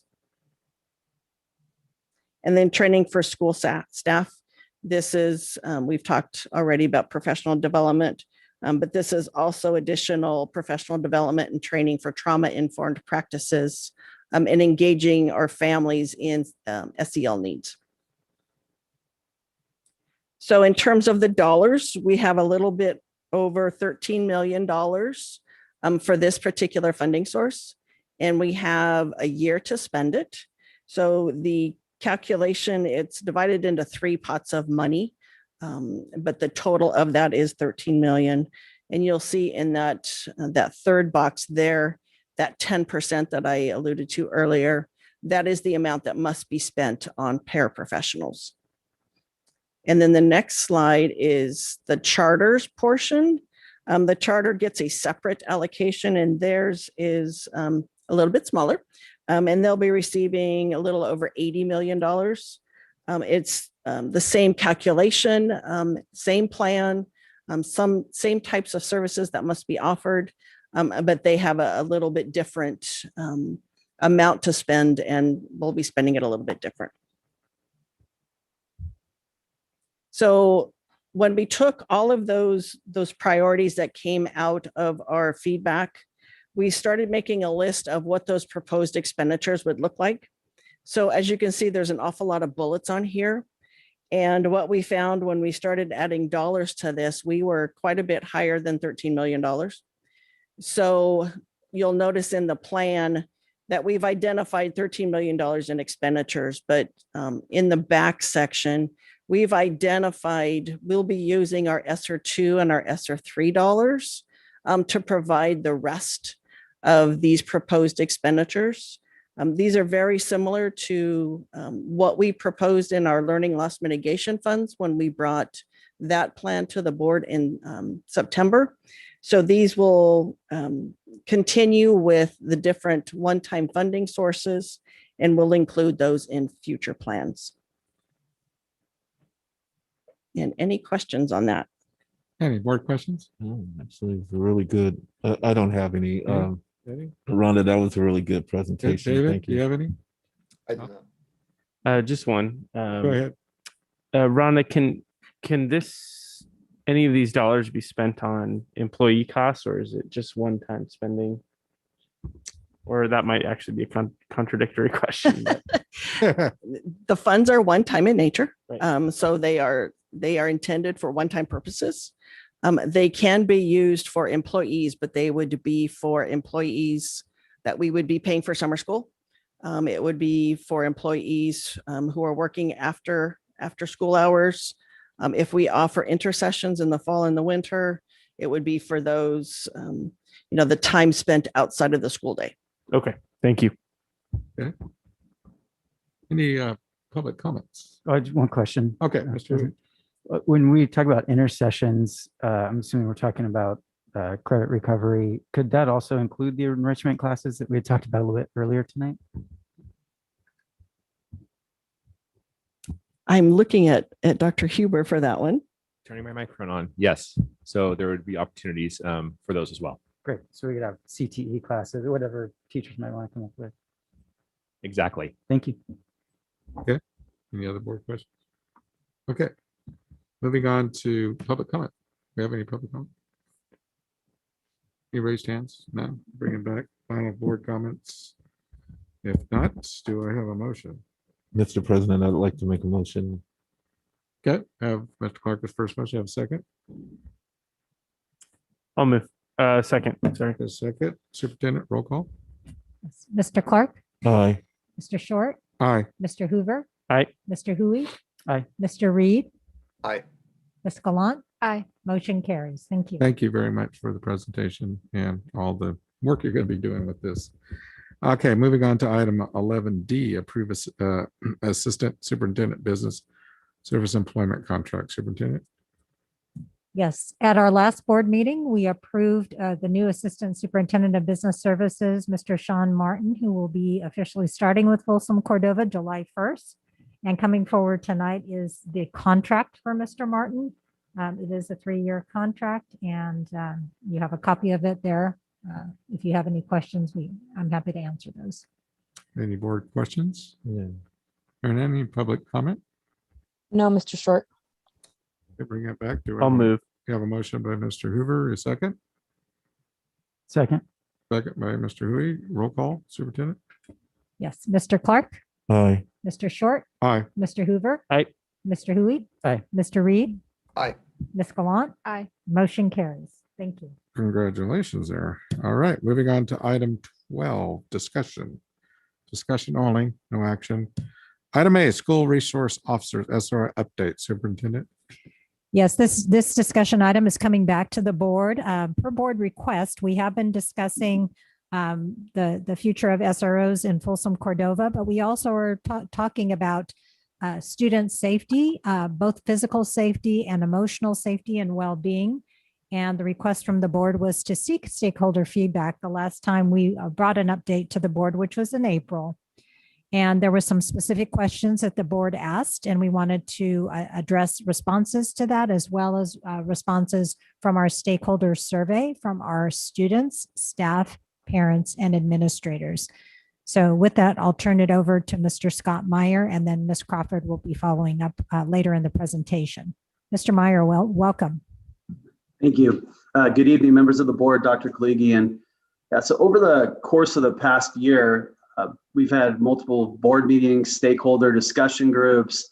We've met with FPD, our CPD, our Equity Advisory Committee, our Equity Task Force, our Black Student Unions, Gen Up. And it has become apparent that when we are discussing safety, we need to include both emotional and physical safety. There are many concerns from stakeholders on the best way to address both of these when we're talking physical and emotional. And SROs have been a large part of this conversation. So it's definitely a complex issue. There's definitely passion, both in support and also for reducing or even eliminating the SROs. So a lot of tough discussions, and I know the board is not immune to this. Next. So on April 15th, the board did have a few requests from staff.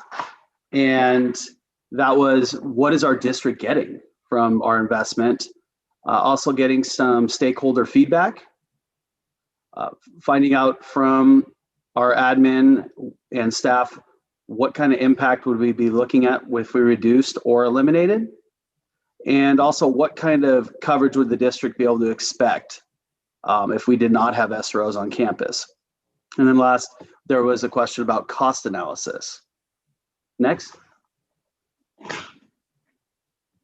All right, so before we dive in, I do think it's important to describe how we got here. I know we have a number of folks probably listening in that have not attended all the meetings.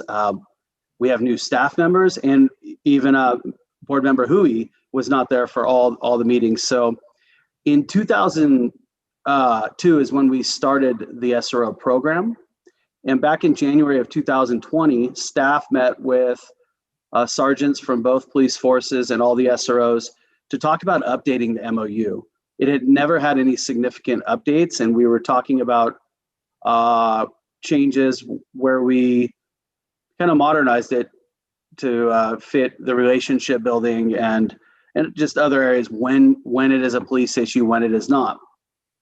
Moving on to June 18th, we presented, and this was an actual action item, and that was the board had decided to move forward with the SROs with the caveat that we would have some amendments and that staff would bring back those changes, which we did on September 10th. We also did receive some additional addendums there. So we brought those back on 9/24. At that time, our CPD also had a presentation for the board. And then on 10/8, Jen Up presented, so shortly after. And then most recently on April 15th, Rhonda had this included in her budget guidelines. So next. So our current MOU and agreement, we have 6 SROs. These are 3 Rancho Cordova, they're police officers from SAC Sheriff, RCPD. And then we have 3 in Folsom from Folsom Police Department. Our original budget, which was approved, was $593,498. I will say we're coming in much short of that this year just because of COVID and distance learning. So it will be significantly lower this year, but that is kind of an anomaly. Let's hope. Next. All right. So when we're talking about the SRO's general responsibilities, they are peace officers. They are law enforcement present. This would be both before school, after school, during school, and areas to and from. Building relationships with students, staff, and families. Refer to community resources. Teach safety classes, that professional development for stakeholders. Respond quickly to crisis situations with students or adults. Being part of the campus school crisis response team and assisting with those school safety plans, and also assisting staff with their truancy, chronic absenteeism interventions, and again, being that liaison for resources. Probably important to mention too, that they do follow all board policies and administrative regulations. So next. All right, so getting a little bit more into the weeds, because one of the questions was, what are we getting? Mention responding swiftly to crisis situations. So these would not necessarily just be a mental health crisis, but kind of just an emergency incident. They also would be the liaison, the communicator. If we had a shooting down the street from one of our schools a few years ago, we had a fatal accident last year, sadly, and they are the ones that contact the school or schools that are in that vicinity. So they do threat and risk assessments for harm. And want to be clear, we always want to rely on our own mental health clinicians. Those are our psychologists, counselors, MHSs, social workers, nurses. But there are times that we do rely on the SROs, assisting students to the hospital and their families, or even going to the houses to do risk assessments, which our staff is not trained, nor will they do. So the site safety assessments, they do work individually with schools, with the school safety plan review, the staff tactical, the lockdown, the active shooter. And then there is the annual professional development every 15 minutes, the red ribbon, the drug recognition presentation, the internet safety for all 5th and 10th graders, the PTA presentation. So those are some of the areas that they do provide professional development. Next. There are certain incidents where administrators are required to contact law enforcement. Members of the board, you've probably seen this slide before, except maybe not Mr. Hui, but these are those situations where we, like I said, we have to, the site administrator does have to contact. We did have a reduction in 1920 compared to 1819 to 247 incidents, a little bit of smoke and mirrors because we were short about 2.5 months that school year.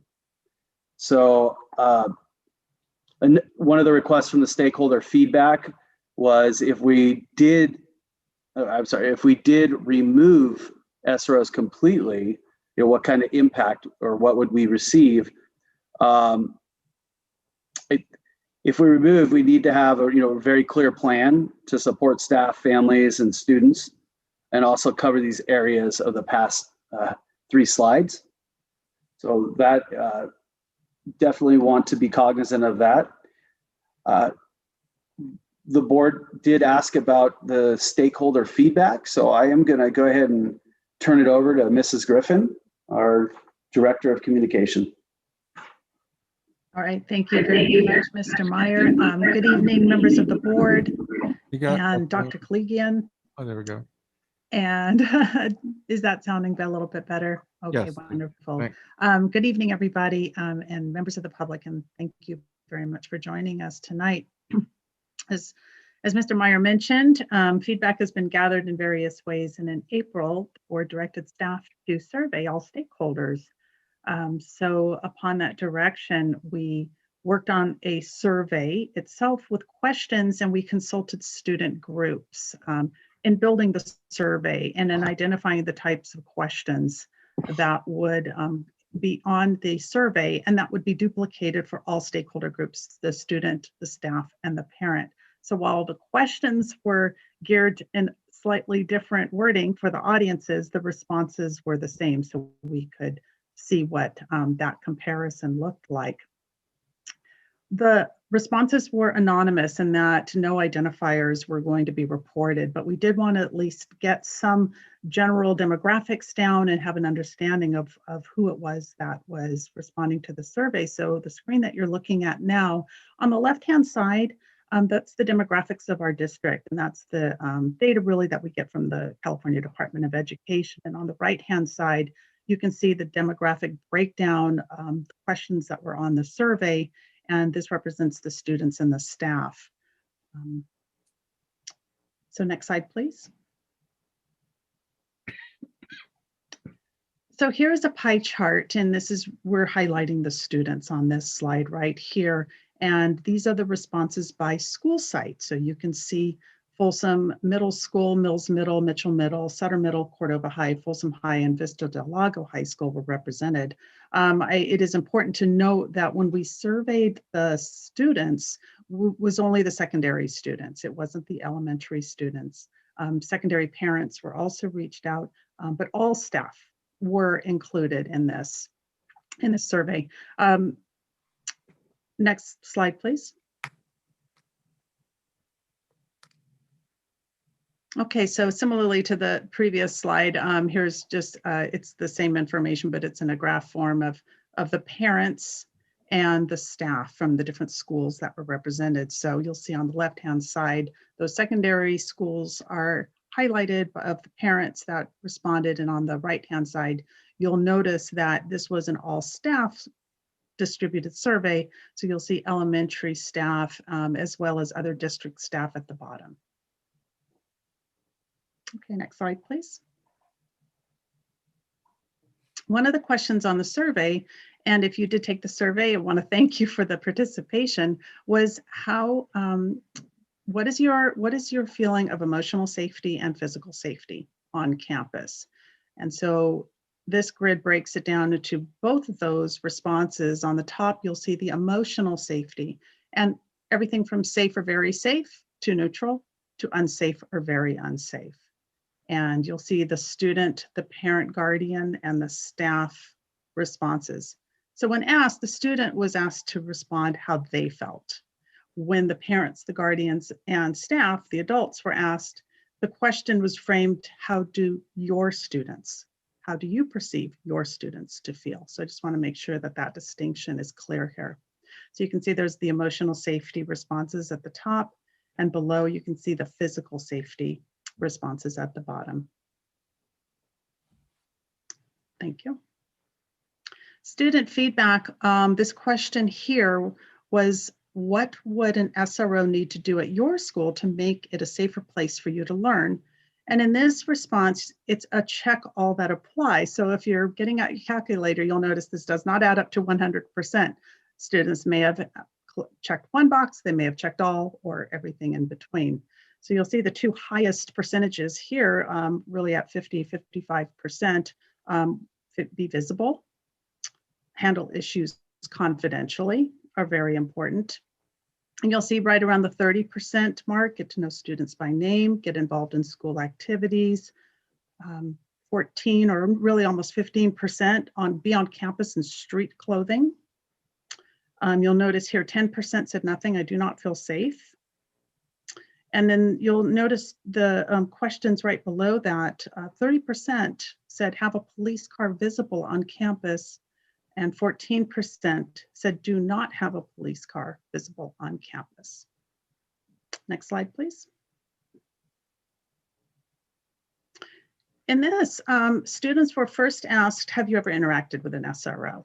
Yes or no? So if the answer had been yes, I have interacted with an SRO, or a parent or a staff member have seen your students interact with an SRO, then wanted to know, was that interaction positive, negative, or a mixture?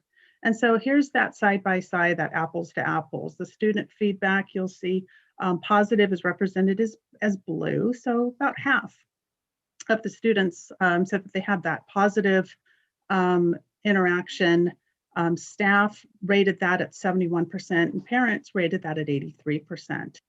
Negative students, 20% of students reported a negative experience. Staff reported 8.5, and then the parent feedback, it's a small margin right now. I do not have a percentage placed there, but you can see that pie chart. And what was interesting is the mixture of positive and negative. That was 30% for students, 20% for staff, and about 11% for parents. Okay, next slide, please. This question, would you be interested in alternatives to SROs on campus? So here we've got yes in blue, no in red, and the yellow is in maybe. So with students, almost 56% said maybe. Yes was at just about 13%, and no was about 31.5%. With staff, it was a little bit more equally split.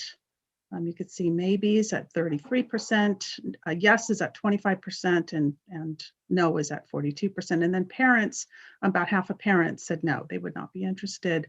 About 35% said they would be maybe interested, and then 14% said yes, definitely be interested. Next slide. So here we wanted to know, who do students go to when they need assistance? And you'll see on the left-hand side, overwhelmingly, our students go to their teachers, 66%. You'll see 30% go to counselors.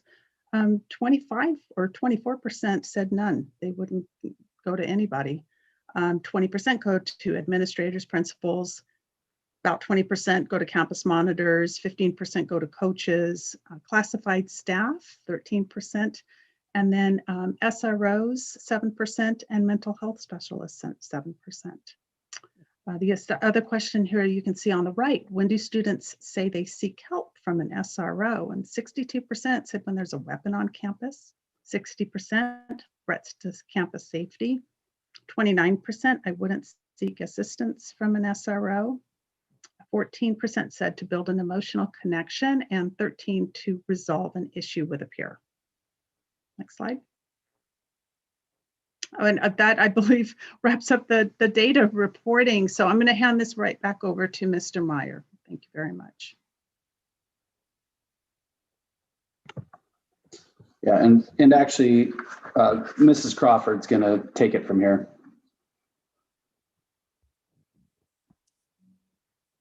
So this next slide highlights what the feedback was from our school site leadership.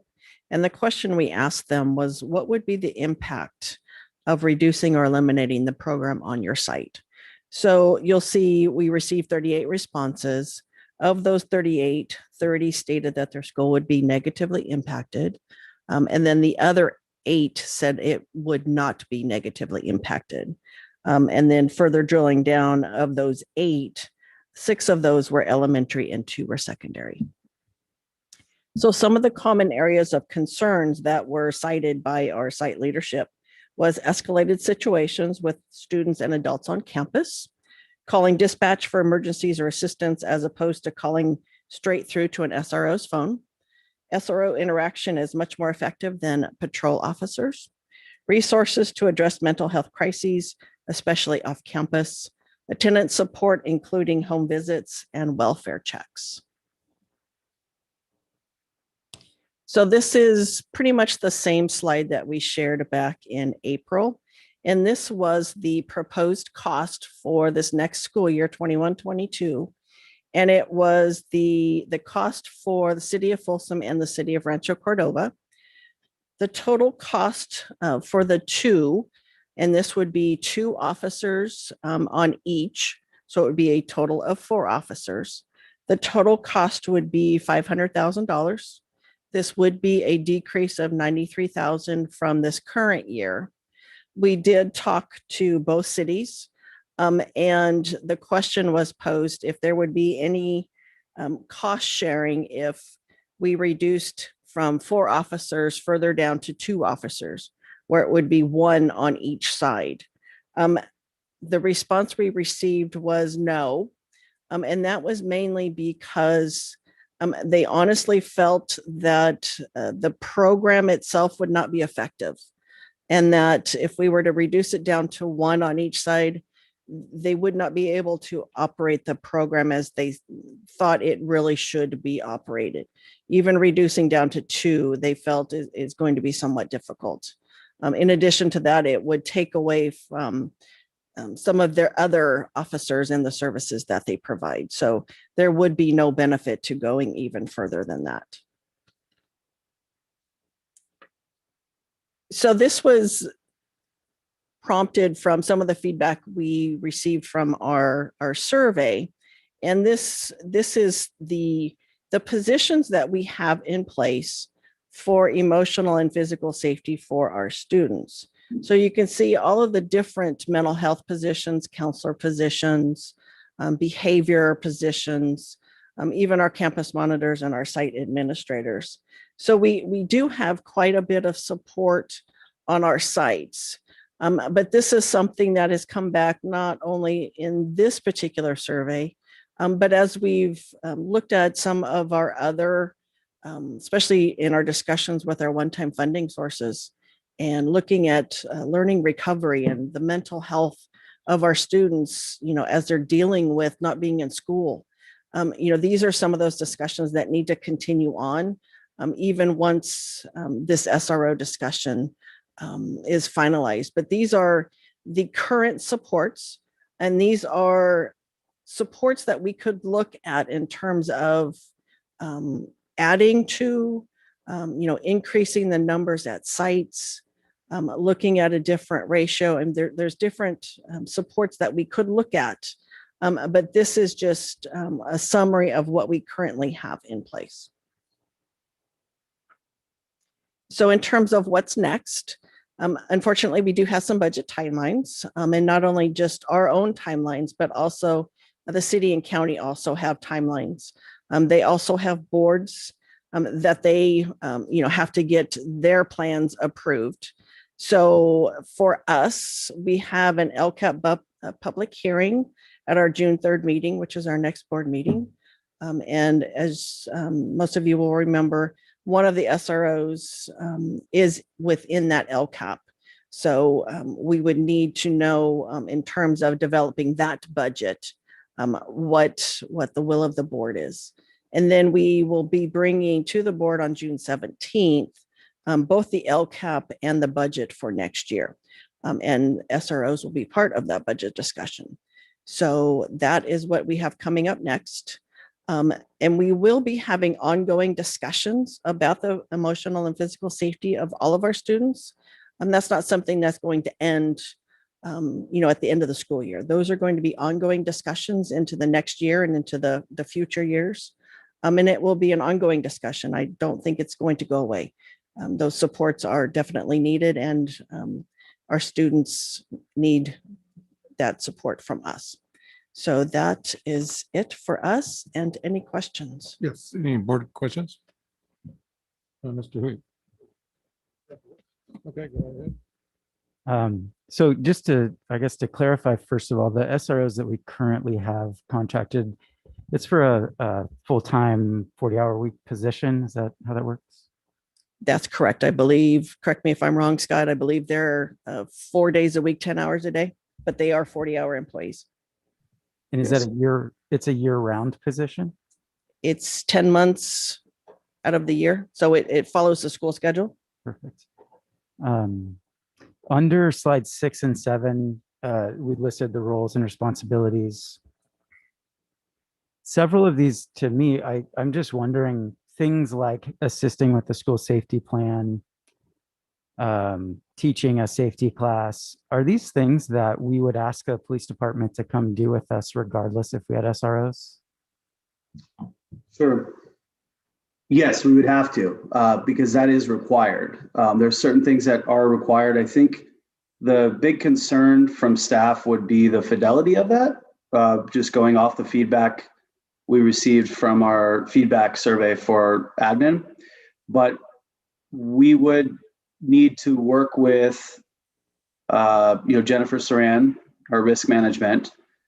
She actually meets with one or two officers, staff, and then they meet with the whole staff. So it's a pretty cumbersome. It's not a quick pop in. So that would have to be, with 32 schools. But yes, Okay. we would if we did not have SROs, we would have to maintain that relationship with our law enforcement partners. Absolutely. Yeah, thank you for saying that. I think that's actually probably a good thing to keep in mind as we're talking about what we're doing with SROs. I guess in no way are we saying we're stopping the relationship, whether we have SROs or not, with law enforcement. A couple other questions on this slide 6 and 7, like teaching safety classes to students, staff, and families. I spoke this week with a high school teacher who mentioned that he's never heard of or been to a safety class. Are these voluntary? Are they, do the SROs let the staff know these are happening? Do you know anything about that? Sure. And there's a number, but let's talk about the internet safety. Those are for all 10th grade classes. So I don't know what teacher you talked to, what grade level they taught. He's a 10th grade teacher. 10th grade what? He was a 10th grade teacher, and he actually mentioned that that internet safety class he thought was taught by the district attorney's office, not an SRO.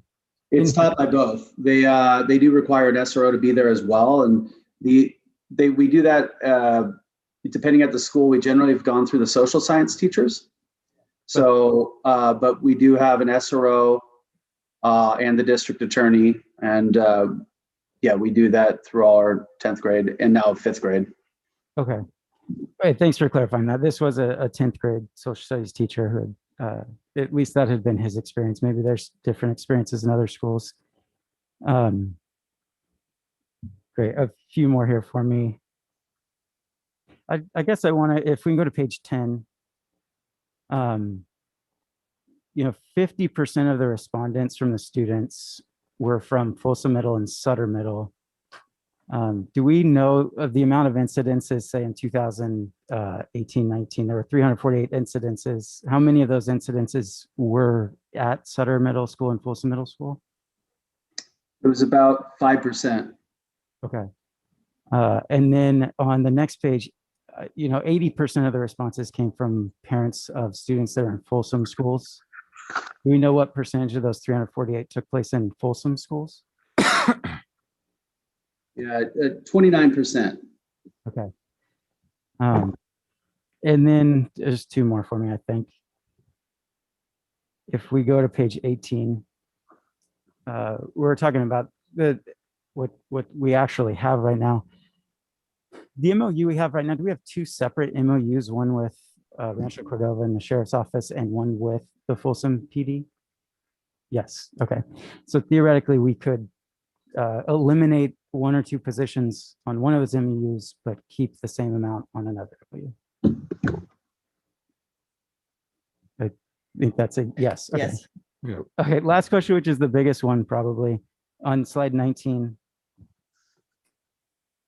These, and Ron, thanks for putting this on here, all these different support services and staff that are critical in the safety of our campus emotionally and physically. If we were to talk about eliminating some of the SRO positions or all of them, I would be interested in the staff recommendations for which positions on this slide we would need to increase and what the cost of that would be, as well as where would we increase these positions, along which campuses.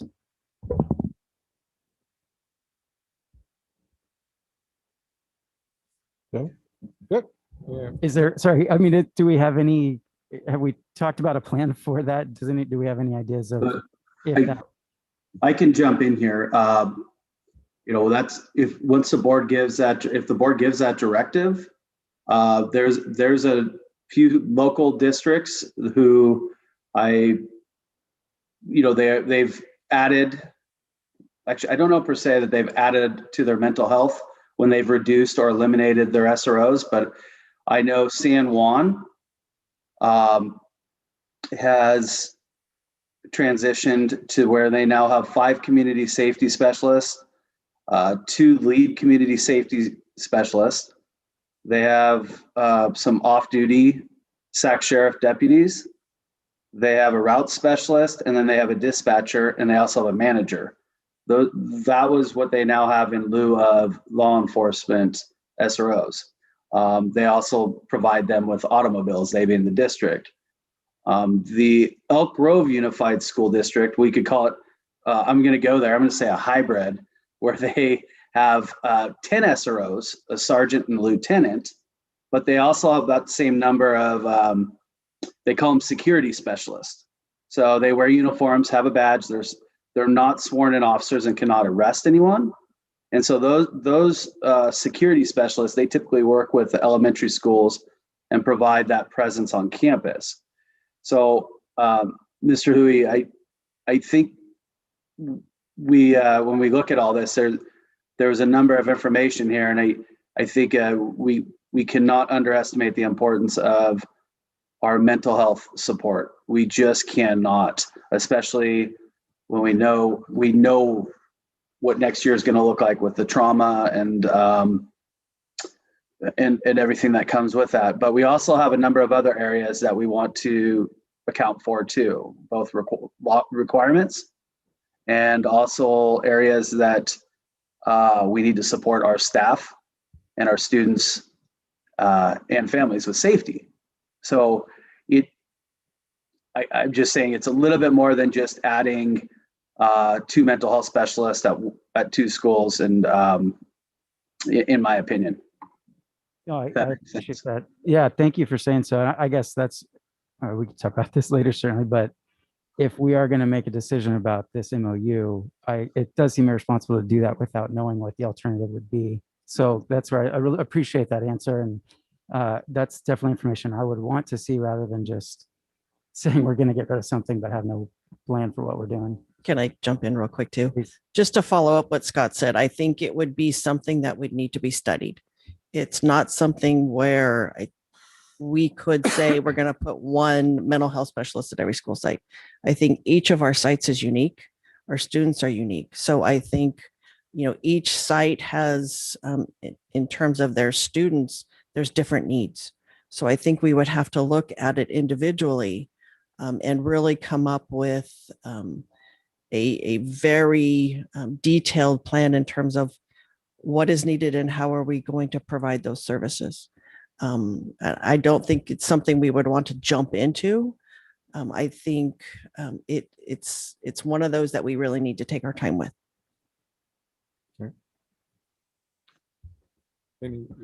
Yeah, just a few. I don't know, Scott, if this is for you or not, but the last full school year we had 348 incidents. I think you said on slide 8. Is there any reason to expect that eliminating SROs would lead to the elimination of those incidents? No, there's no correlation there. Those incidents are, we reach out to the officer. There might be an incident where an SRO could be patrolling and they break up a fight where someone gets really hurt. So I guess I shouldn't say there isn't any correlation, but I feel pretty confident that really 99% of these are staff reaching out to the SROs. And in the event that we obviously did not have an SRO on campus, or maybe even that happens now, I don't know. But if we didn't have SROs in general, what would be the protocol for responding to an incident on a campus? So depending on the emergency and the escalation of it, So if, I'll give you an example, Board Member Hoover, if a student had marijuana on him, we do by law have to contact law enforcement. That's probably not as urgent if there is a fight in the middle of campus with multiple assailants. So if that was the case, we would be calling 911 and probably the non-emergency line for others if we didn't have SROs. If an SRO is not on that campus, the vice principals and principals have the cell phone numbers, and that they would contact directly we always have 2 SROs on duty, at least in a non-COVID world. So that's what we do. The current practice is. Okay. And in kind of our experience, and I know this is probably going to be anecdotal, but in the experience that we've had in the situations where maybe we didn't have an SRO available, or the quicker response was local law enforcement. I mean, what has been the experience in terms of, do we feel more comfortable with kind of like local law enforcement that don't have relationships with our students responding to different things? Or have we had any problems with that versus our SROs doing that and kind of conducting that work? Do you think those relationships improve the situation a little bit, or do you think they're not really a factor? Well, and it's hard because I don't want to speak on behalf of everyone, but a lot of the feedback, it depends who we're getting the feedback from. I feel overwhelmingly the feedback from staff and administrators both. Yes, those relationships definitely can help where patrol might not be used to working with youth. They might not have that relationship with the administrator where they'll listen to the administrator. I can just go with my experience at the sites where they're part of our community, and they are, they know what apartment number Johnny lives in. So it is hard. I hate generalizing for the whole district. Yeah. And I do know there's probably some students that might not agree with that, seeing an SRO every single day, again, with that emotional safety. But sure. I do think strictly from an administrator, which I am, and former site administrator, that I always cringed a little bit when I had a patrol officer, because you didn't know who you were getting. Not that they're bad people, but that's where you have SROs, you do know who you're getting. So I'm asking because I don't know this. Are our SROs selected or trained specifically to, on how to deal with younger people, or is there anything different about SROs in that respect? Yeah, they go through a number of trainings to become an SRO. A lot of it's they have to do, everything from, I wish I had that right in front of me. I know that there's legal for youth rights. There's additional, let me see if I can find that, Mr. Hoover. I forget the exact amount of hours. I believe the implicit bias training they have to do, the tactical school training, it's 72 hours. Okay. So annually, those are annually. Okay. And then I guess my last question would be, and Sarah, I apologize because I'm not prepared. I didn't have it in front of me, but I know our last MOU, we made some tweaks and we added some accountability measures. And I just wanted to be reminded, because it's been a while, what those were. If we don't have them tonight, that's fine. But I remember that we had specifically talked about some of those improvements. So yeah. Yeah, we did, and we put that into kind of the addendum part of the MOU, and we brought that to the board. A lot of it was built around being very explicit about the relationship and doing some collaborative training with our administrators, continuing to build relationships not only with staff but with students too in their roles. And the MOUs hadn't been updated with their language for years prior to that. So Okay. those are just some of the high level themes that that the board gave us feedback into and that we also shared with the board. So it's living right now in an addendum. And we just don't really know yet because we haven't been on campus as much this last year, but okay. Thank you. That's helpful. I appreciate it. That's all for me for now. Thank you, Scott. Appreciate it. Nope. Okay. Hey, David, do you have any? You hear me, David?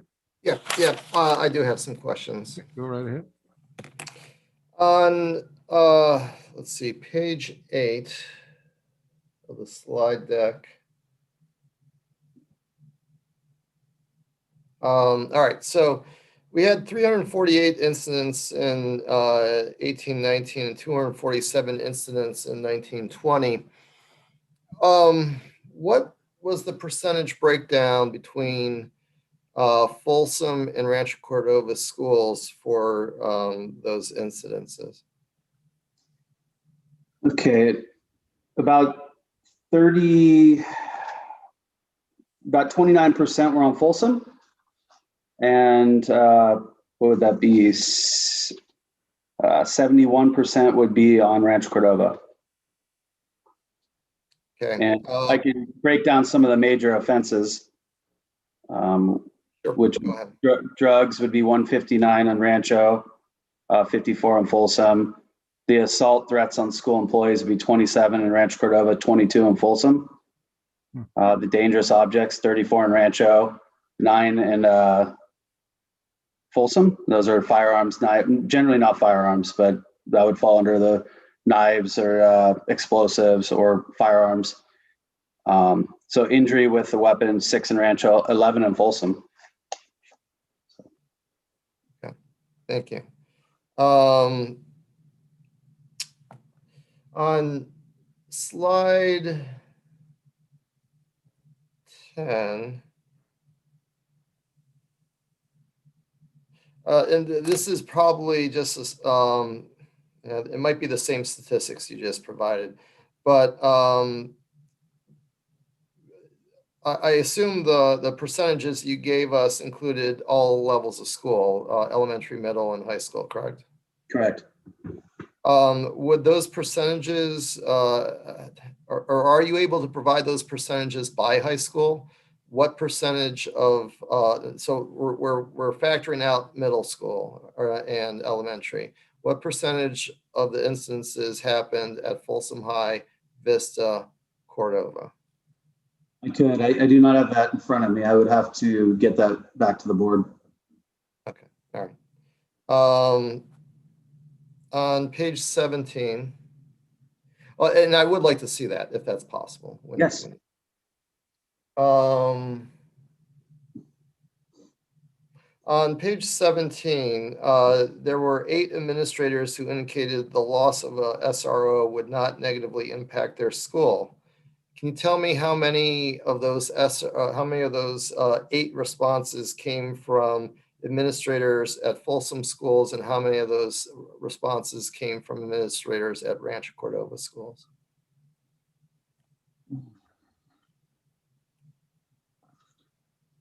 I will get you that information. You did see that 6 were elementary and 2 were secondary, but I can get the board that information as well. I do not have that right in front of me. Okay, yeah, that would be helpful to know which Sure. part of the district those 8 responses came from. Let's see, on page 18. All right, so the costs. I see 233,000 annually in Folsom, salaries 220, 2 vehicles 13. So obviously I'm just making a logical assumption.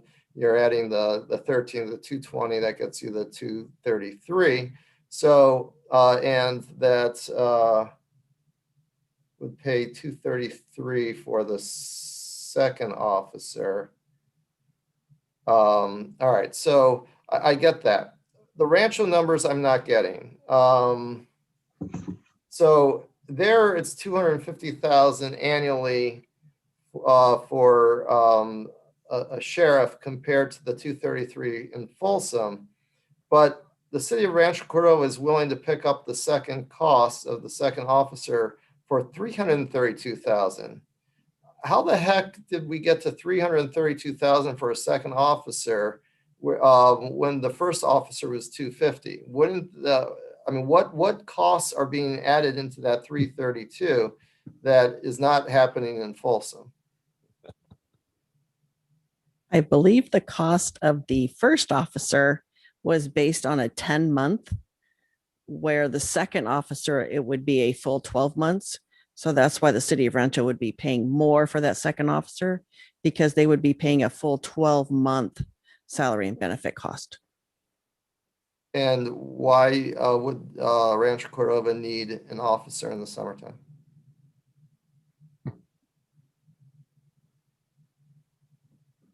For the summer?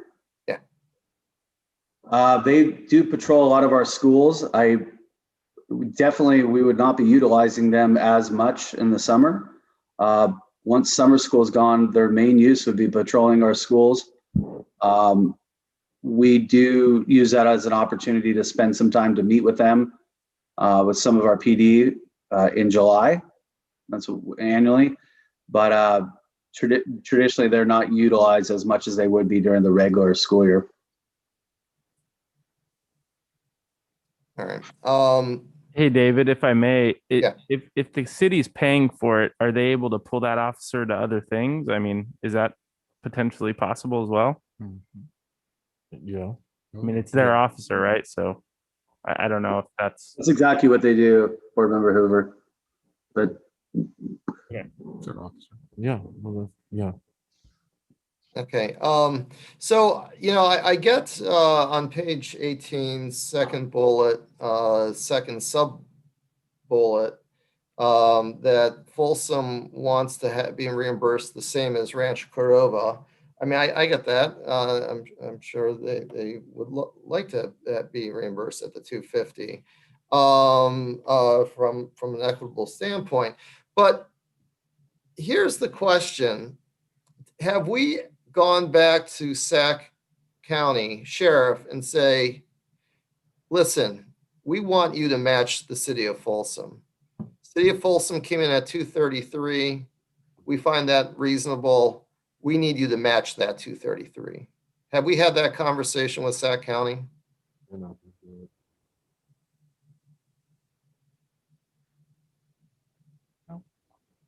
I don't believe we've had that conversation, no. Can we have that conversation? I think, if we were able to get Sac County to match Folsom, not the other way around, I think that would generate I think that would generate what?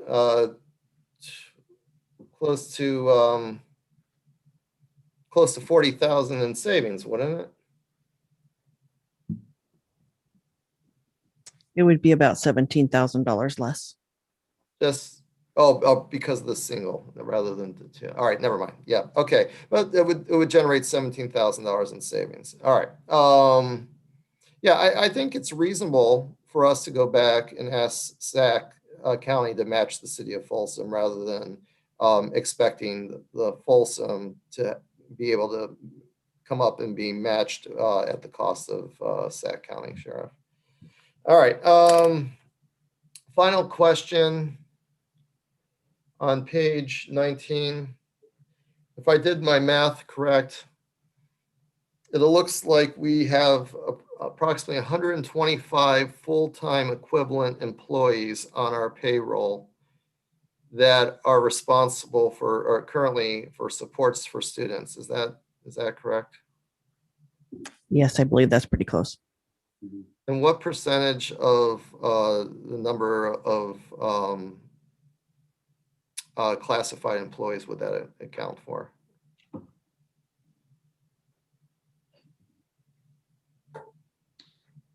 not counselors wouldn't be. No, counselors are certificated. Psychs? Psychs are certificated. Certificated. Oh, so it's a all right. So it's we could calculate that, but I don't have it off the top of my head. Okay, all right. All right, no, that was a very illuminating slide. I mean, I honestly did not realize that we had 125, currently have 125 full-time equivalent employees that were dedicated for student support. So I was impressed by that, and it's encouraged to see that. So, all right, that's all the questions I have for right now. Okay. Allie? Mr. Clark? Don't want to be redundant, but I do have a few, but kind of sums up, I think, the cost analysis that we asked for before. I think there's some questions here by some board members here. One of the things that I've done some research in other districts, and I think what would be good, I think I heard it tonight, was to go out and look at best practices of other districts, what they're doing right now, because when we're on the delegate assembly last weekend, there's a lot of talk about this and different approaches from different districts. Again, all school districts have different demographics and things. And with that said, the incidences that are reported on 384, we've been talking about tonight, how many in Rancho and how many in Folsom. It's kind of interesting, 30%. It's definitely like a difference, but more specifically by site. If we were going to do a cost analysis, we need to have data so that we can have a great understanding of how to make a decision. First of all, I want to say SROs and police officers, we highly respect. They are very needed in our communities for safety, people to feel good, for a lot of different issues. So I think this is not for the public to misunderstand that. We just want to look at this from a 50,000 foot level, kind of go in there and figure out what our needs are and what we're doing today versus what we were doing yesterday. Which I also heard earlier that historically, if we are going to do a capacity and needs analysis and cost analysis, we need information. And I think the board's been asking for that quite a bit over and over, and to drill down to do that. Historically, I'm still trying to, our question is, how do we get to 3? And one of my question is, didn't we have 1 at one time, but back in 2002, the original, or has it always been 3? Scott? I know we had 2. We increased it 3 years ago. I'm not sure the exact year. That was, I don't know, Rhonda, that was before my role. Yeah, we had 2 for years, and we added a 3rd mainly for the elementary school coverage. Did we ever have 1? I don't remember. Okay. I do. Okay. Okay. So it just historically, the question is, how did we get to 3? How did we get? How did we do a capacity analysis? I recall, it growing, and there were different needs historically in Rancho Cordova. How did we get to a K-9? Historically before, we used to hire contractors to come in and do the drug K-9 runs and stuff like that. And those contracts got expensive. So at the board at the time made some changes, and we geared things. Things have changed. We do things differently. So now it's time to look at it a little differently. That's all. I mean, so that's why I think we did have a K-9 in Rancho. Why do we have a K-9 now? I think I've asked that question. What K-9 now? I know. Why do we have one? It's like $13,000 more a year, right? Do we do drug runs with them, or what do we do with the dog? We don't have one in Folsom. So the equity issue, I think Mr. Hui brought up another view. I mean, why is there a difference? I think that's the questions that we need to answer. More specifically, what are those incidents having at each school site? If you're going to do like a GIS analysis, shouldn't we have data on incidents call broken down by required incidences by law that they are dangerous and considered emergency, and some that are not emergency that can be handled differently? And what school sites are having the higher incidences versus not just Rancho and Folsom? I would think maybe demographically and different areas would have different incident calls. With that said, I think I've asked in the past, what's the response time for 3 SROs or 2 SROs or 1 SRO to get to the outlying school sites like Mather, or the other ones, Navigator, other ones that are further out? How long does it take us to get there during an emergency situation? I think response times are a big issue. So we don't have that data either. Again, looking at best practices, I kind of sum up a lot of my questions I think that the board has had here. We do have an active shooter plan. We had one for years. I worked on that for years. Very important, and the timing and response time. And I think it said here in the presentation that the SRO's role is to be a part of the member of that. But what is our strategic plan and what is their role?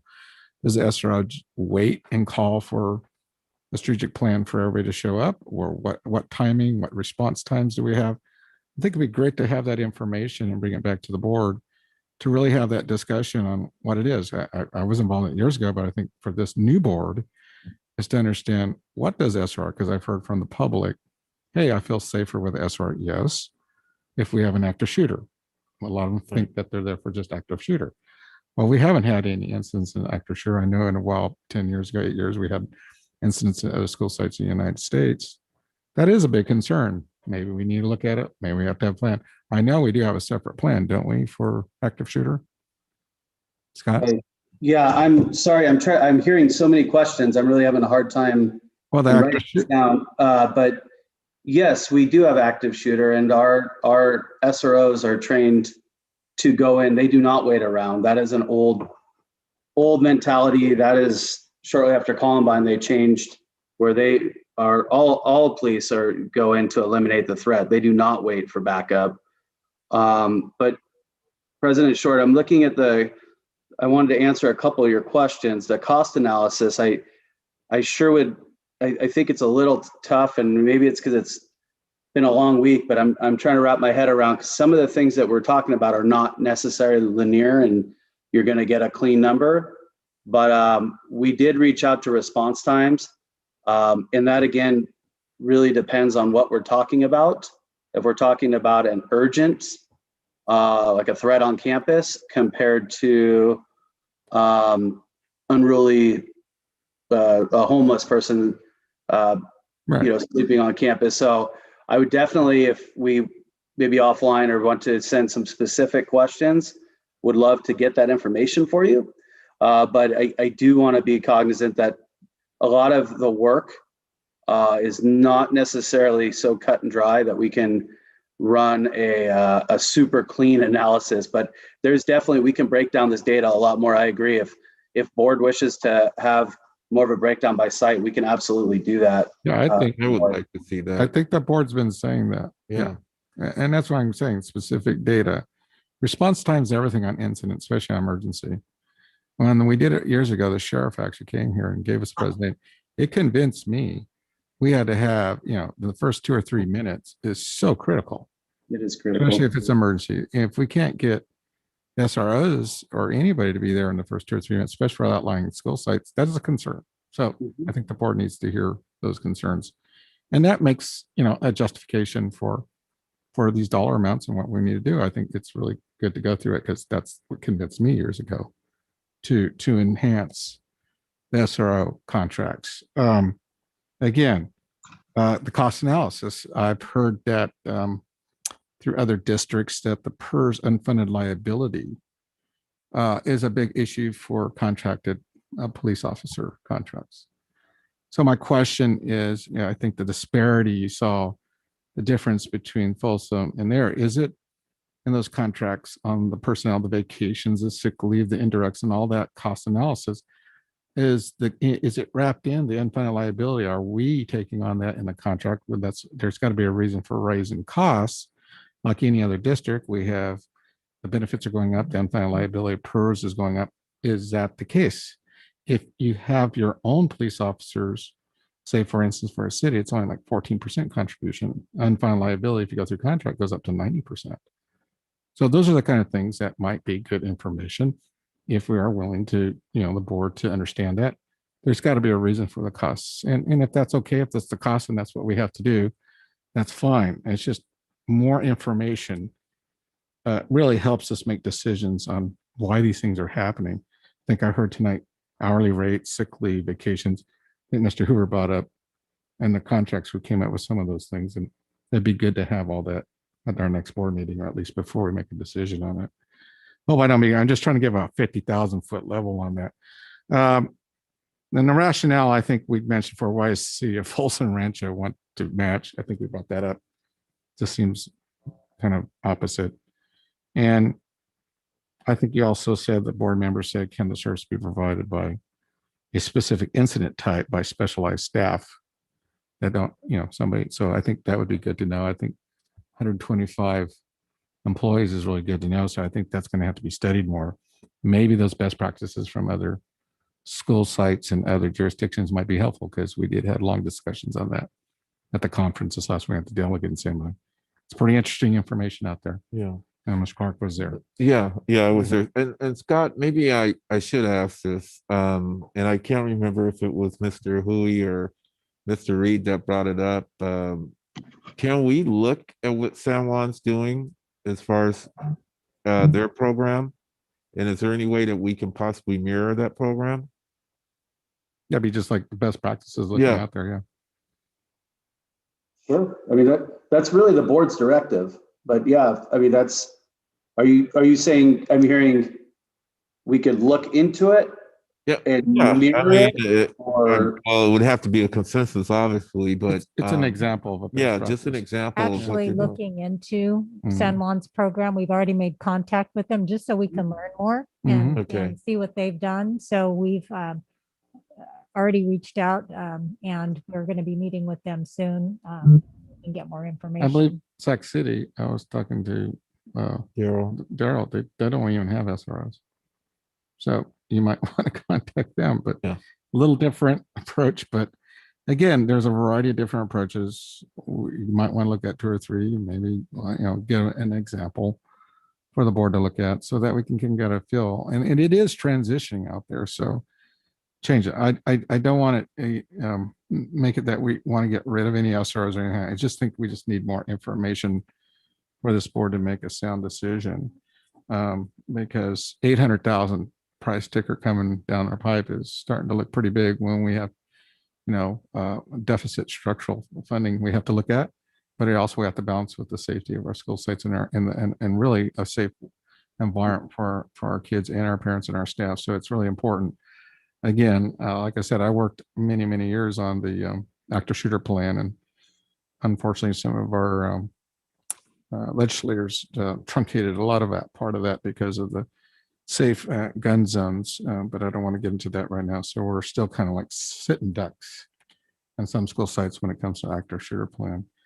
I think I don't want to go anymore, and I think it kind of gives you overall what we're doing here, but I think if we can get that cost analysis, the overall best practices, and start drilling down on that for our next board meeting, that'd be greatly appreciated. So we can make that. I know it sounds like a big ask, but I think under these situations, I think it's important to look at the SRO contracts in that manner. Other than that, I don't have anything else on questions. We can take it out to the public if there's no other board questions. Okay. Do we have any public comments, please? Okay, well, we'll keep it to 2 minutes, 20 minutes, if you would, and we'll start with that. First one is Michelle.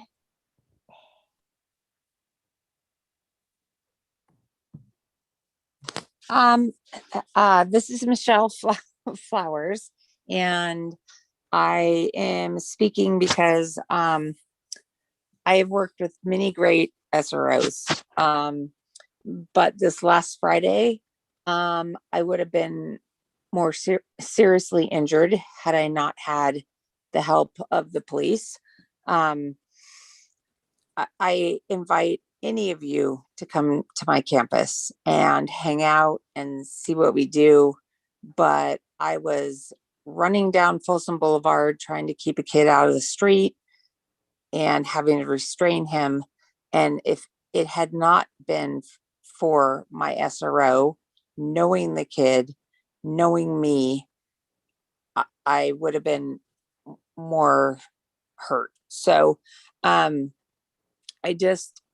think we need to really understand the role they play in relationship building and educating. That my SROs don't come to campus to arrest kids. That's not what they do. And I need them. So perhaps we need to look at who needs them most. Folsom and Cordova are so different places. Needs are very different.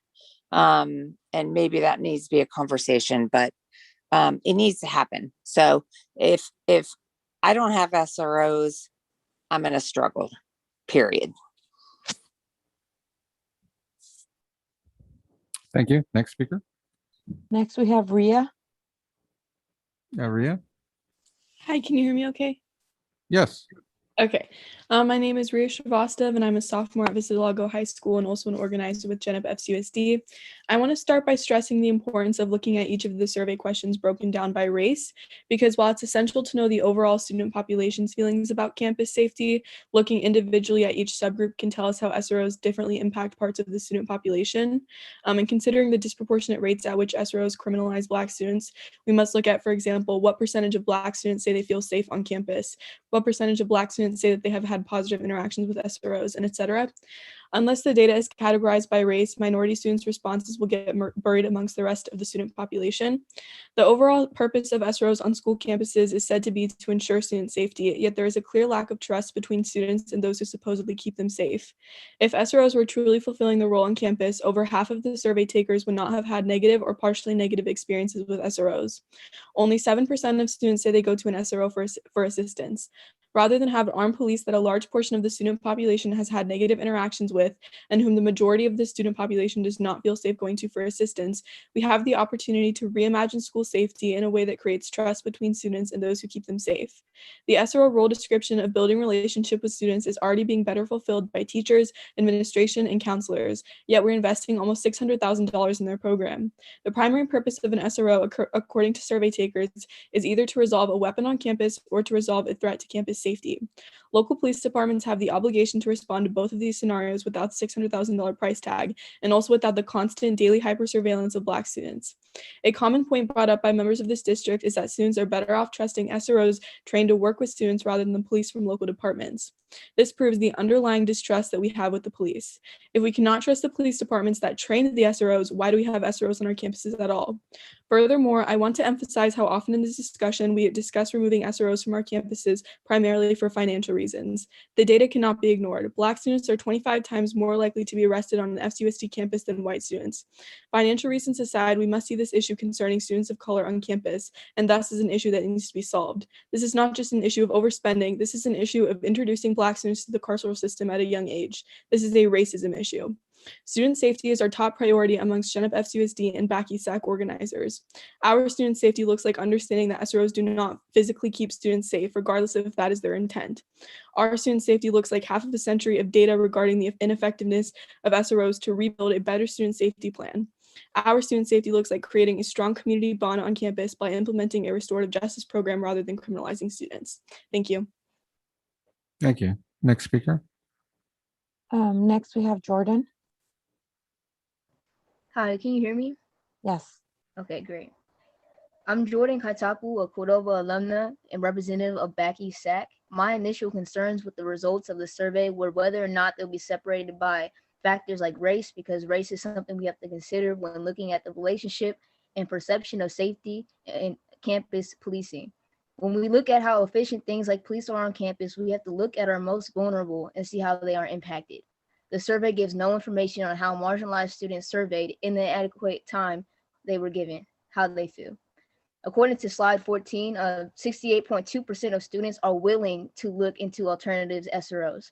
I think this is a perfect ground to push for a more community-based approach, such as the proposed homeowner program that will allow qualified community members, alumni, parents, and other qualified members of the community to ensure the physical safety of students on campus, but also strengthen the connections that already exist without law enforcement.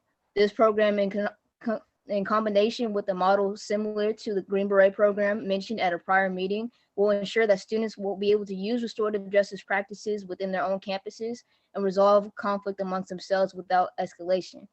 Keeping this in mind with slide 16, only 7% of students go to SROs for assistance, while 66% of students go to the teachers. An important part to reiterate is that students wouldn't typically go to SROs for assistance or as a resource. 29% of students wouldn't seek assistance from an SRO at all.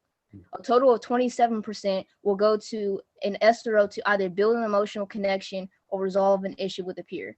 Implementing a system of restorative justice practices amongst trusted peers can lessen the need to seek help with conflict resolution, reduce the risk of escalation, and help build connections with faculty and other students. So the role of SROs in these topics are not necessary.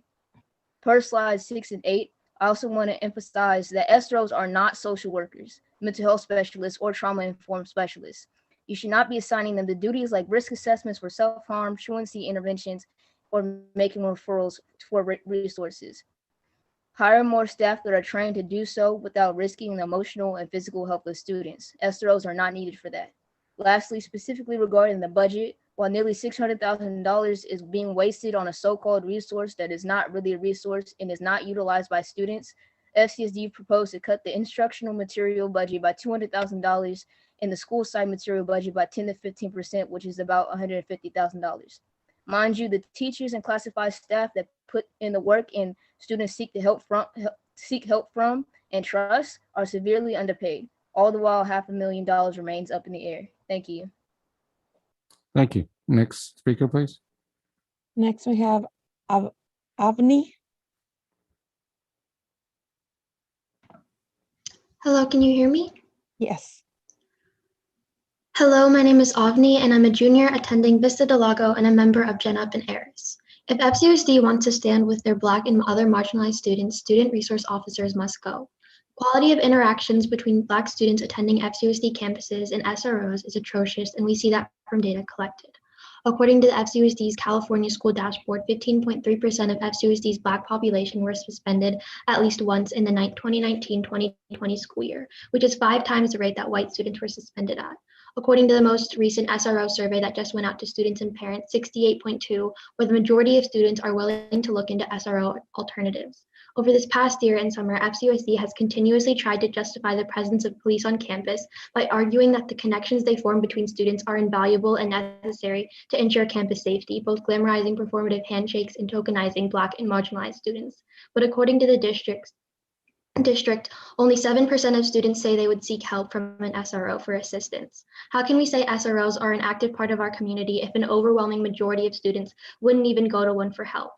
Removing SROs from campuses is to protect specifically our Black students who have historically been negatively impacted by their presence. We are all well aware that teachers, a majority white demographic, have had positive experiences with campus officers. Not only was a survey not out for nearly enough time as it could have been and should have been, but the results are primarily from Folsom students, which are not by any means representative of FCUSD's Black and brown population. The survey asked individuals for their race, but each question wasn't broken down by race in the result presentation, which negates the whole purpose of identifying the racial disproportionalities that SRO presence has caused. All students aren't targeted by SRO presence. Black and marginalized students are. Instituting policing on our campuses and trying to build connections between them and students doesn't foster positive change. All it does is reinstate a destructive power structure. Services like risk assessments, emotional aid, peace presence, internet safety, drug recognition, class safety, chronic absenteeism, truancy intervention, and more can be performed by social workers and health specialists. We need to target real systemic issues with realistic long-term solutions that uplift Black youth. This starts with reimagining campus safety by replacing SROs with a hall monitor program, divesting funds, implementing mandatory training for teachers and staff, and more. We need more counselors on campuses to reflect that we value students' mental and emotional health. With rethinking school security, starting with separating police forces from schools and ending the militarism that has criminalized so many of our students of color, and more. By taking action and divesting the $600,000 allotted to SROs, FCUSD can send a message to their Black students that their voices are being heard and taken seriously. Thank you. Thank you. Next speaker, please. Next, we have Julian. Hello, I'm Julian Sanchez, a junior at Folsom High School. I earnestly urge the board to not renew any MOUs with police departments for the 2021-22 school year.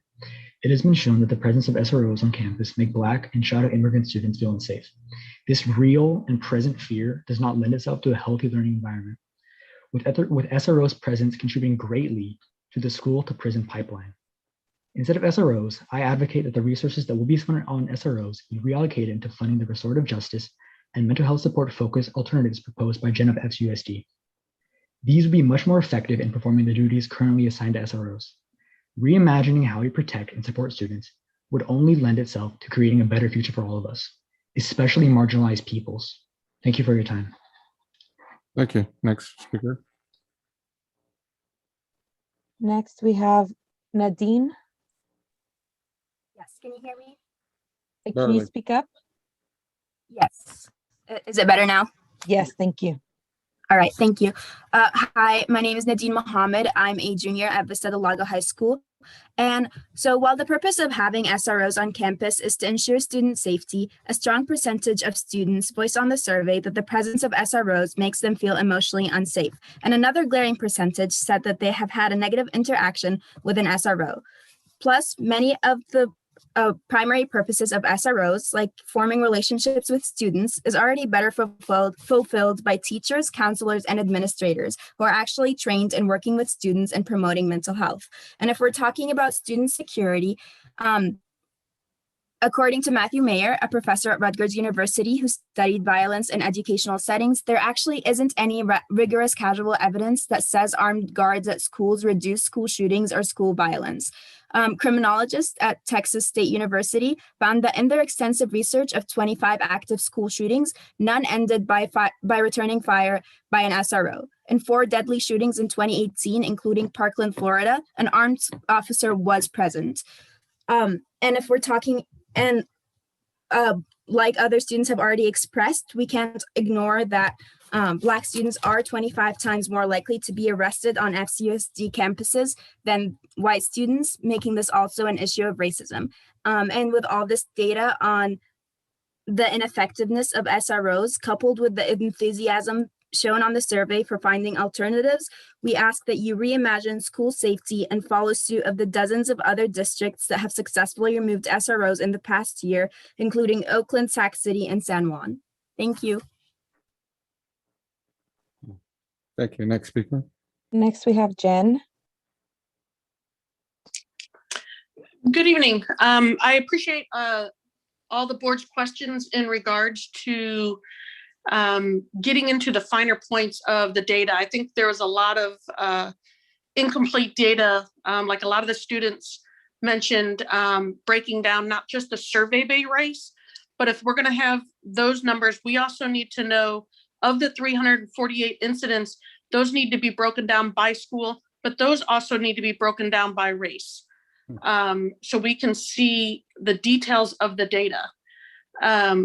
You know, I think with SROs, everybody's to have them or not, everybody's on the same side. We want student safety.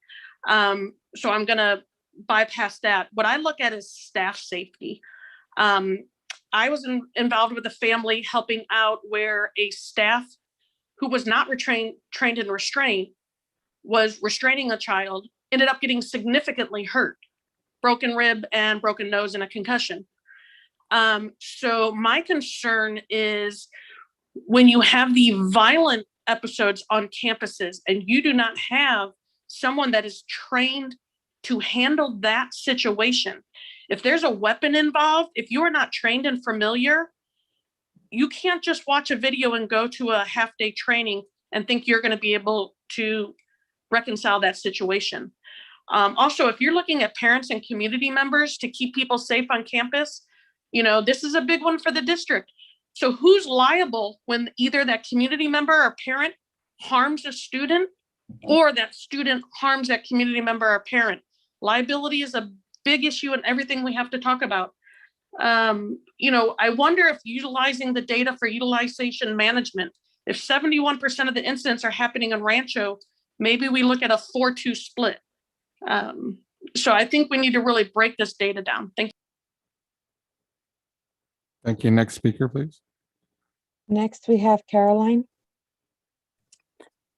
Hello and good evening. My name is Caroline Cochran, and I'm a senior at Vista del Lago and an organizer with Gen Up FCUSD. First off, I would like to highlight the difficulties we face in communicating with the board. As difficult as it is to receive a response via email, it is imperative that the district improves communication with their stakeholders. If the board is allowed to be 40 minutes late to a meeting, no one should be cut off from a 2-minute public comment. It is disrespectful to cut off stakeholders who are sharing their experiences that have impact on their livelihoods, such as pay and equity.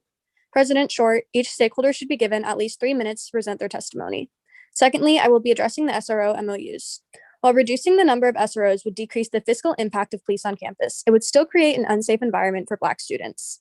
As long as there are police present on FCUSD campuses, the district will be feeding the school to prison pipeline. The reasons for the reduction of the SRO budget, as discussed by the board, were strictly fiscal. When making this decision to keep any police on campus, it must be acknowledged that continuing to compensate racist institutions will perpetuate inequity. The decision should be made for the sake of your marginalized students, not only for fiscal reasons. The money divested from the contract, whether it's $100,000, $500,000, or $810,000, should be divested directly back into the community. The money should not disappear. There should be a transparent plan to funnel those funds back into our classrooms. There is no reason that the budget for classroom supplies and teacher salaries should be decreasing while the district is spending over $600,000 on keeping cops on our campuses. In order to truly create a safe environment, classrooms, mental health resources, implicit bias trainings, therapists, and special education must all be adequately funded. In regards to the survey results, you saw that Folsom High School and Vista Del Lago High School were vastly overrepresented in parent voices compared to students. This is a pattern we've seen repeatedly. Only 29% of incidents happened in Folsom, yet over 80% of parents were from Folsom. The students were also only given 4 days to fill out the survey. This is not nearly enough time to gather accurate data, seeing as only around 10% of the student population was able to respond. When we met with Dr. Kaligian, the message that was the most present was that our highest interest is creating a safe environment for all students. It is a common interest. If a police officer were to show up on the step of a Black student's door, it would be a tactic of fear. If you are concerned with having patrol officers on campus, it is time to re-examine the role of police officers in our society. It is time to reimagine what school safety looks like so that it creates a safe environment for all of your students, including those who are currently negatively impacted by police presence on campus. I've consistently heard keep politics out of our schools. For your marginalized students, the politics referred to by white parents are the daily reality they are forced to face as children.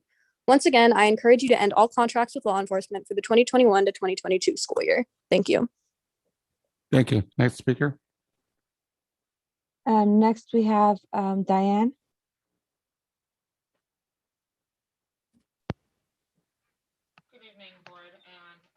Diane, we can hear you. I can't hear you. Good evening, Board and Superintendent. Thank you for the time. I want to speak specifically to the 2020 was a horrific social emotional year as a Black citizen of this country. If we've learned anything, we've learned that white officers do not view our Black youth as children.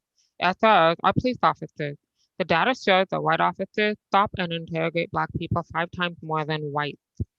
When officers are Black, however, that data significantly drops to less than 2 times the stoppage and less than 2 times the interrogation. So I'd like to know exactly what or how does FCUSD plan to respond to the legacy of 2020 in ensuring both Black staff and students that these SROs, if we have them, will be reflecting the community they are policing. Is FCUSD planning on demanding that the officers that are stationed in Rancho Cordova reflect the community that they are policing, the Black officers? Will we have Black officers stationed? Furthermore, FCUSD needs to have more intentionality with including Black parents and students from Rancho Cordova in these surveys. You need to be as intentional as you are in getting back the school income data. We work relentlessly to get that data back for the school income data. So we need to work relentlessly to get answers from our Black parents and our Black students when it comes to these kind of surveys, which affect their livelihood and their feeling of safety and social emotional development in schools. Thank you for your time and good evening. Thank you. Next speaker. That was the last speaker in the 20 minutes, Mr. Short. Oh, thank you for everybody's comments. I'll bring this back. It's just again a discussion item only. So do we have any final comments by the board? Or? Yeah, I just want to thank everybody for their public comments, especially Jen Up in addressing the data. I know I mentioned this before, and I think I asked the last meeting about the Green Beret program. If somebody can email that to me, I would greatly appreciate that. I think I had asked the district to provide that. I can't remember if it was Central or Center or it was a school district out there that did that. Also, Scott, if you can get that information on what San Juan's doing, and maybe look at what Sac City's doing. I know that we had a delegate assembly over the weekend and we really didn't get into detail. I think Ed might have gotten the detail with one of our board colleagues in Sac City, but I just kind of want some more information on what they're doing minus their SROs being on campus. So I appreciate if we can get that information. Okay, thank you. Mr. Hoover? Thank you, Mr. President. I'll keep it short tonight. I don't know if, I mean, do we need to provide specific direction tonight? I mean, I know that the clock is kind of ticking on this. It's so. just discussion, I think, just. I didn't know if the goal was to bring it back though for action at the next meeting, so. What is our timeline, Superintendent?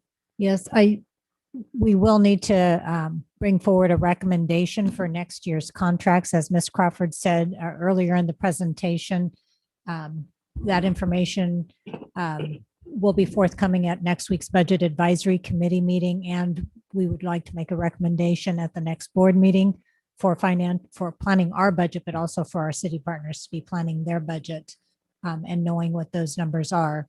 And if we are going to have any kind of a contract, then we would have to get that in place prior to the end of the school year as well. Okay. I mean, obviously exploring different programs is always a good thing, but I would just say, first of all, I think, one thing we learned tonight, which I know we already knew, is that there are a number of safety incidents at our campuses. And I am pretty confident that having officers with relationships with our students responding to those incidents rather than officers that don't have relationships with our students is a net positive. So I would ask that we, approve the contract or bring back a recommendation to approve the contract. I like Mr. Reed's idea about asking about bringing down that cost on in Rancho Cordova. I mean, obviously, I think it's worth the ask at least, but I'm not really supportive of any sort of reduction here, but I do understand our budgetary challenges. So I'll defer to staff on that. Thank you. Okay. Mr. Hui. Yeah, I guess a few things I'd want to point out. I guess the first thing is we had the 348 incidents is the last time we had a full school year on campus. I think it's worth noting 61% of those incidences related to drugs. So we had 135 incidences that did not have to do with drugs. I agree with Mr. Meyer, both the physical and emotional safety of our students and staff is critical. So when we're dealing with our physical safety, we're talking about 135 incidences.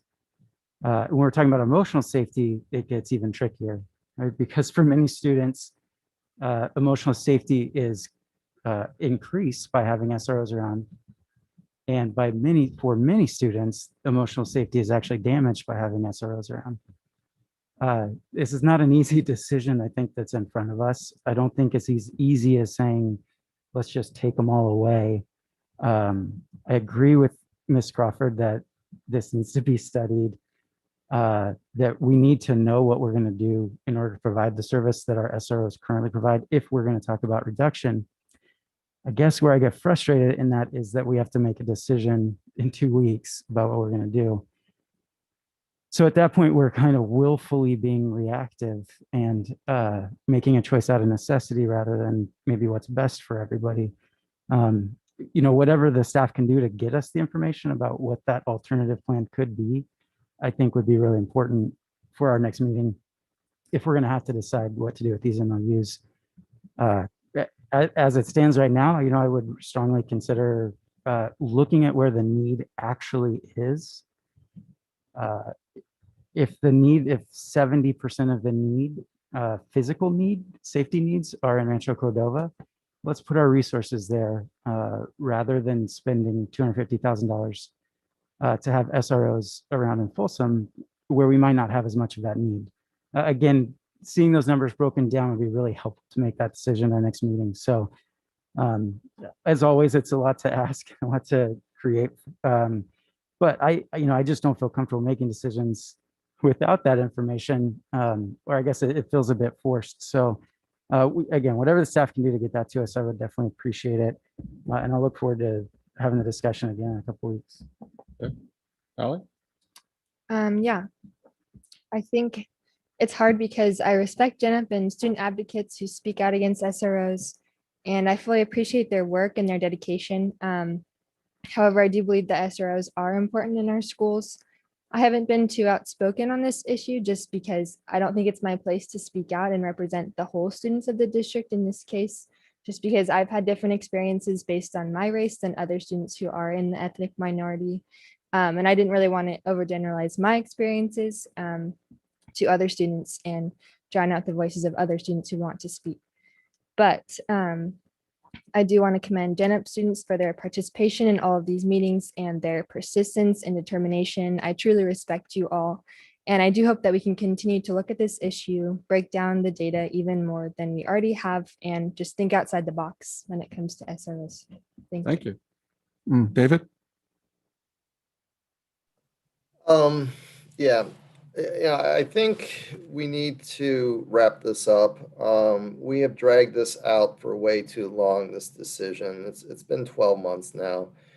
I can't tell you, I mean, actually, I guess it's on one of the slides, how many times we've talked about this at school board meetings, how many meetings we've had with the law enforcement communities in preparation for meetings.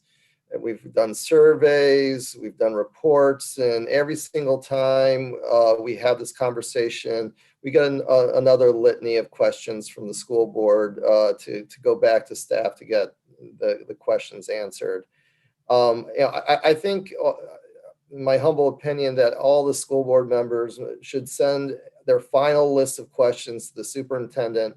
Let's get this, get the questions answered, and it's time to make a decision.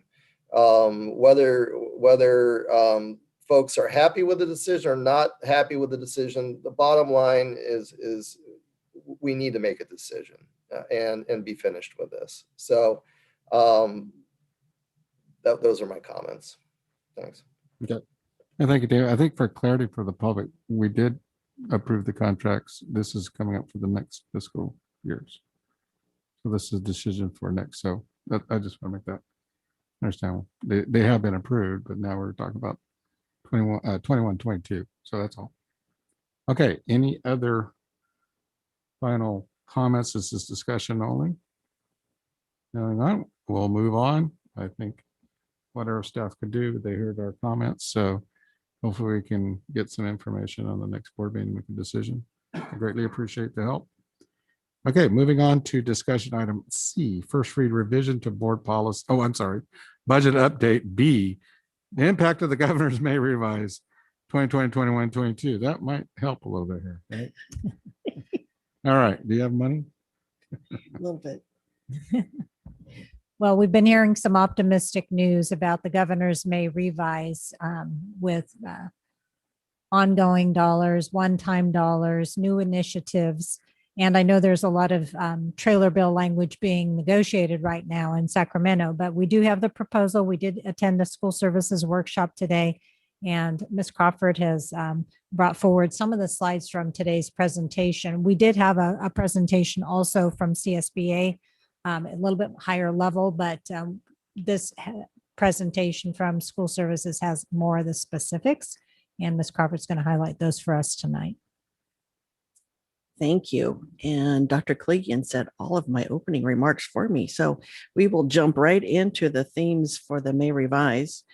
So this is actually a very different budget than what we first heard in January. As Mr. Thomas stated earlier, in his remarks when he released it, the governor did refer to it as California's roaring back. So that is very different from, even a year and a half ago. So we are on the right track, and we are on track for economic recovery. So there were lots of good news in terms of funding. There's still a little bit of caution out there, and we'll cover that. But for the most part, this was a very positive budget. So next slide. So there is an additional $76 billion that the state has realized from extra state revenues and $25 billion from federal. So that is quite a bit more than what we forecasted a year ago. So that That's a significant increase in revenues that are available. It is worth noting that we still, in California, there's still the haves and the have-nots. We still have, the richer Californians contributed more to the additional state revenue in terms of income taxes, where we still have a lot of Californians who are suffering, and you can see that in the unemployment rate. So that's still one of the cautionary tales as we move forward.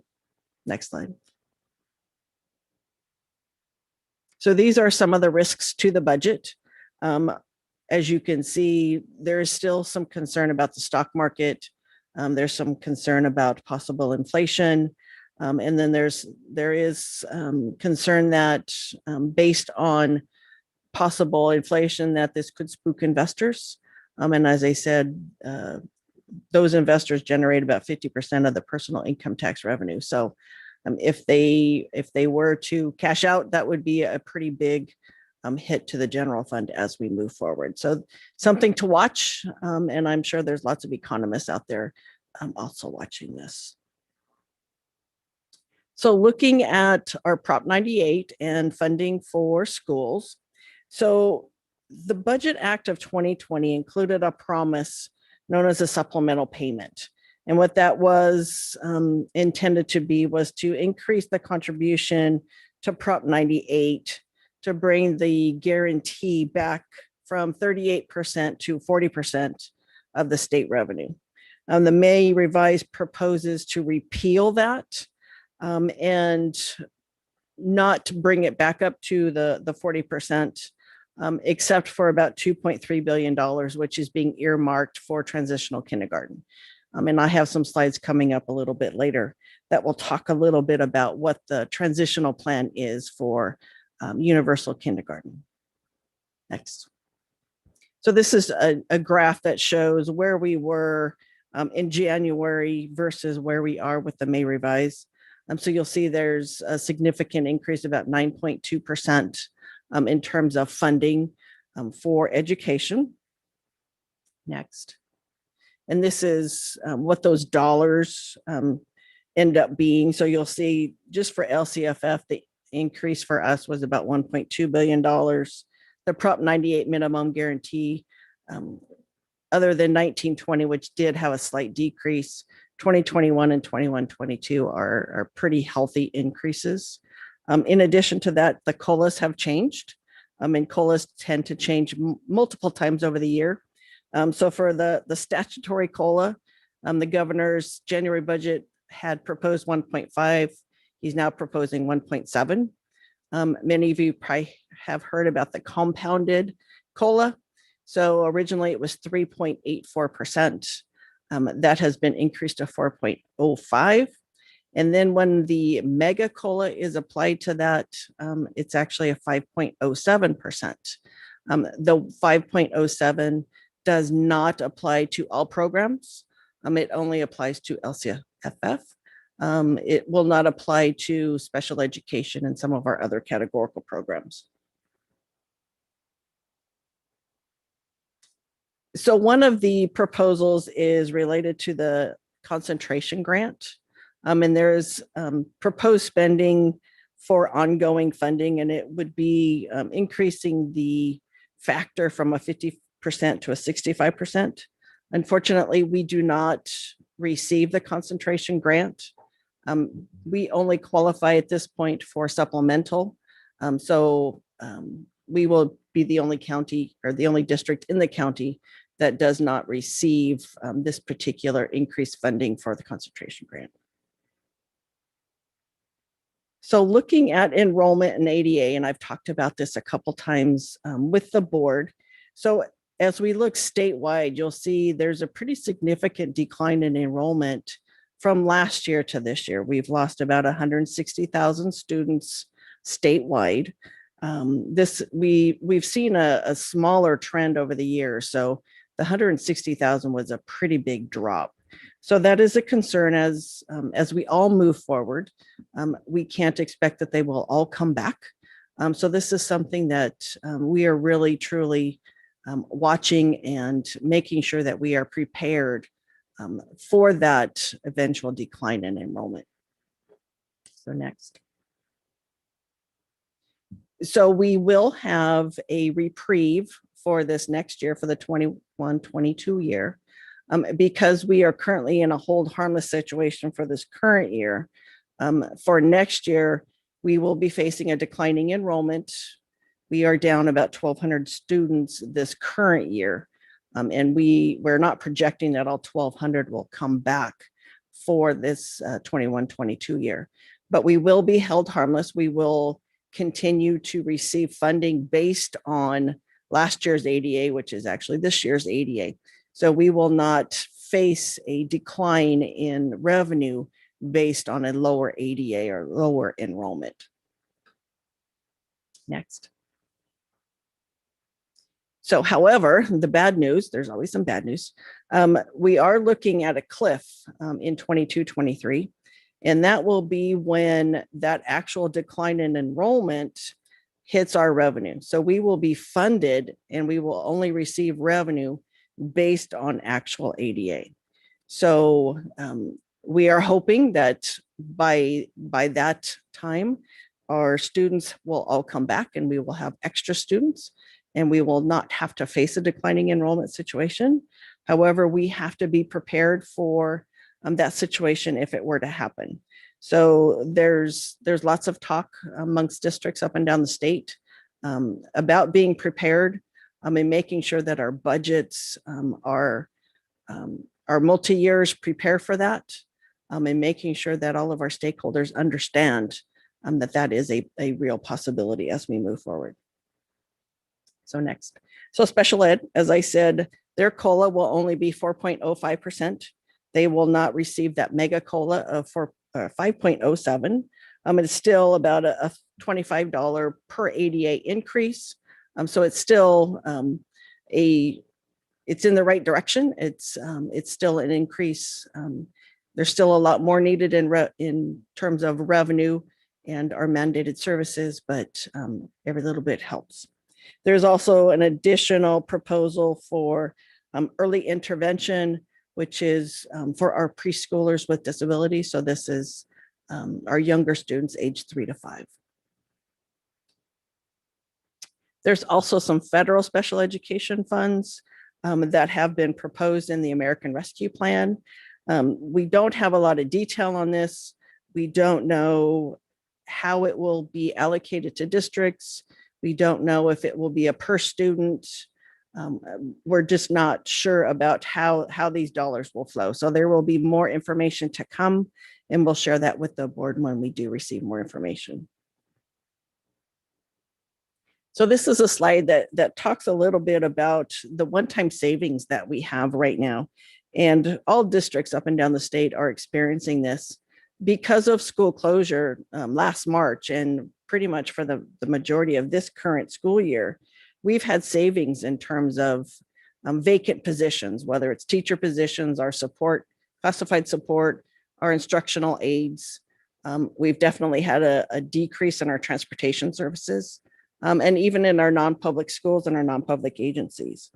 So these savings, they are one-time in nature. We will have to budget for 100% of these costs starting next year. So there will be savings in our reserve levels. It will be more than what we have had in the past. However, they are one time and they should not be used for ongoing type expenses. Really, they have been set aside to get us through the next couple of years until we can address more of our structural deficit. And as we develop plans for supports and interventions for our students in terms of our learning recovery plans. So next. So distance learning for next year. The governor has been pretty upfront about his stance in terms of once this school year ends, his expectation is that next school year will be the in-person instruction will be the base model. And all statutes for distance learning end at the current school year. There is expectation that there will be some distance learning still happening. And there will be some new processes, some new regulations centered around independent study type programs, probably a little bit more on the charter school side. But that will be the focus next year, is in-person instruction. And the funding will, you'll see that in some of the grants that will be also proposed for next year, are all related to in-person instruction. So next. So as part of that distance learning, for those programs that will be offering it, whether in a non-classroom based like a charter school or a virtual academy, there are still a couple of requirements. We have to provide access to technology, internet connectivity. We have to develop a framework for strategies for instruction and for learning. And in terms of attendance, we will still need to track and record daily student participation and what that interaction with the teachers looks like. So there will be additional tracking associated with this distance learning model. So there will be more to come on this. And again, we'll share this with the board as we move further into the next school year. So one of the newer grants that was proposed is a targeted intervention grant. And this is intended to supplement the expanded learning opportunities grant. And we earlier approved the plan for that. So this would be an additional $2.6 billion on top of the current allocation. It will be for similar purposes. It really is focused on academic interventions. It's truly focused on getting kids back on track and providing those services that they've been lacking the last year and a half. Another grant is an in-person instruction health and safety grant. This is another grant. This is a supplement to the in-person instructional grant. And this is targeted more for health and safety. So this would be more for COVID related type things, whether it's cleaning and sanitation, additional ventilation and HVAC upgrades, contact tracing, additional salaries for in-person instruction. This would be an additional funding source, and it would have about 2 years to spend it. So again, we'll know more about this in terms of how it will be allocated coming up.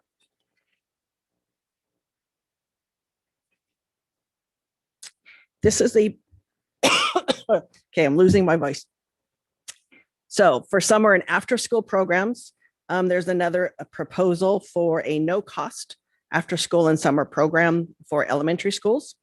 Unfortunately, this is only applicable to districts that receive concentration grants. So again, we do not qualify for this. We only qualify for supplemental. So this is another funding source that won't be available to us. And this is actually a concern up and down the state for districts that are similar to us, where the funding is not quite equitable. We have kids that have the needs, and because we don't qualify for this particular grant, we're being excluded. So there's some advocacy that we are working with different groups to see if we can get that resolved. Moving on to the universal transitional kindergarten. So that $2.3 billion that I talked about earlier, that would be for the planning year for this next year. And then it would be a 3-year transition period. And you'll see starting in 22-23, the dates and the ages would increase over the 3 years. So that by the time we get to 24-25, 4-year-olds whose birthdays are between September 2nd and September 1st of a calendar year would be eligible for universal transitional kindergarten. So again, there will be more information coming for this, but this is very much a project that the governor is very much in support of. So there will probably be lots more in terms of details, how this will look in terms of funding for classrooms, those kinds of things. So more to come. This is the grant piece of it. There will be some grants. This will be based on ADA. It will be based on the number of kids within that particular age group. There will be required reports for this. In terms of the facilities grant program, in the past, we did not qualify for this. So I haven't seen any of the trailer bill language yet, so I'm not sure we would qualify again in terms of facilities, but we'll keep an eye on this particular piece. On the childcare and preschool side, we've heard a lot about childcare and our employees being unable to find childcare. So this is something that the governor is proposing in terms of adding more childcare slots for our state preschool program, universal preschool access for all low-income 3-year-olds starting in 22-23. So there's lots of revenue sources that are being looked at in terms of how can childcare slots be added so that there is childcare available for not only our employees, but also for the parents of our youngest students. Next. So there's a couple of investment programs, and these are similar to ones that have been offered in the past. There's a emphasis on the teacher pipeline, an emphasis on encouraging educator retention and additional professional training for administrative, credentialed, and classified staff. So next. So there's quite a few programs that are within the teacher pipeline. I won't read all of these because there's a lot of bullets here, but you'll see there's significant funds, and these are all one-time dollars. This is one way that the governor is using that infusion of one-time dollars in the state revenue to help our educators, and these are some of those programs that those dollars are being used for.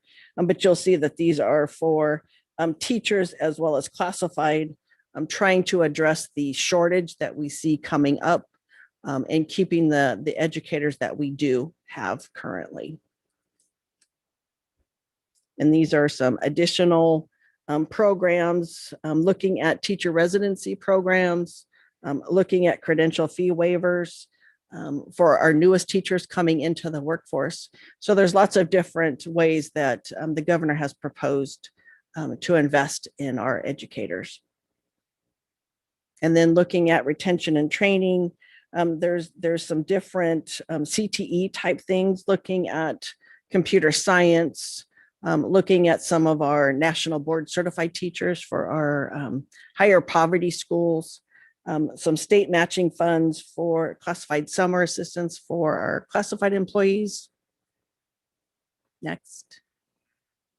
Another educator effectiveness block grant. This would be a 3-year program. This would be similar to what we've had in the past. And this is more of a training for all of our staff, not just our teachers, but also for our administrative and our classified staff.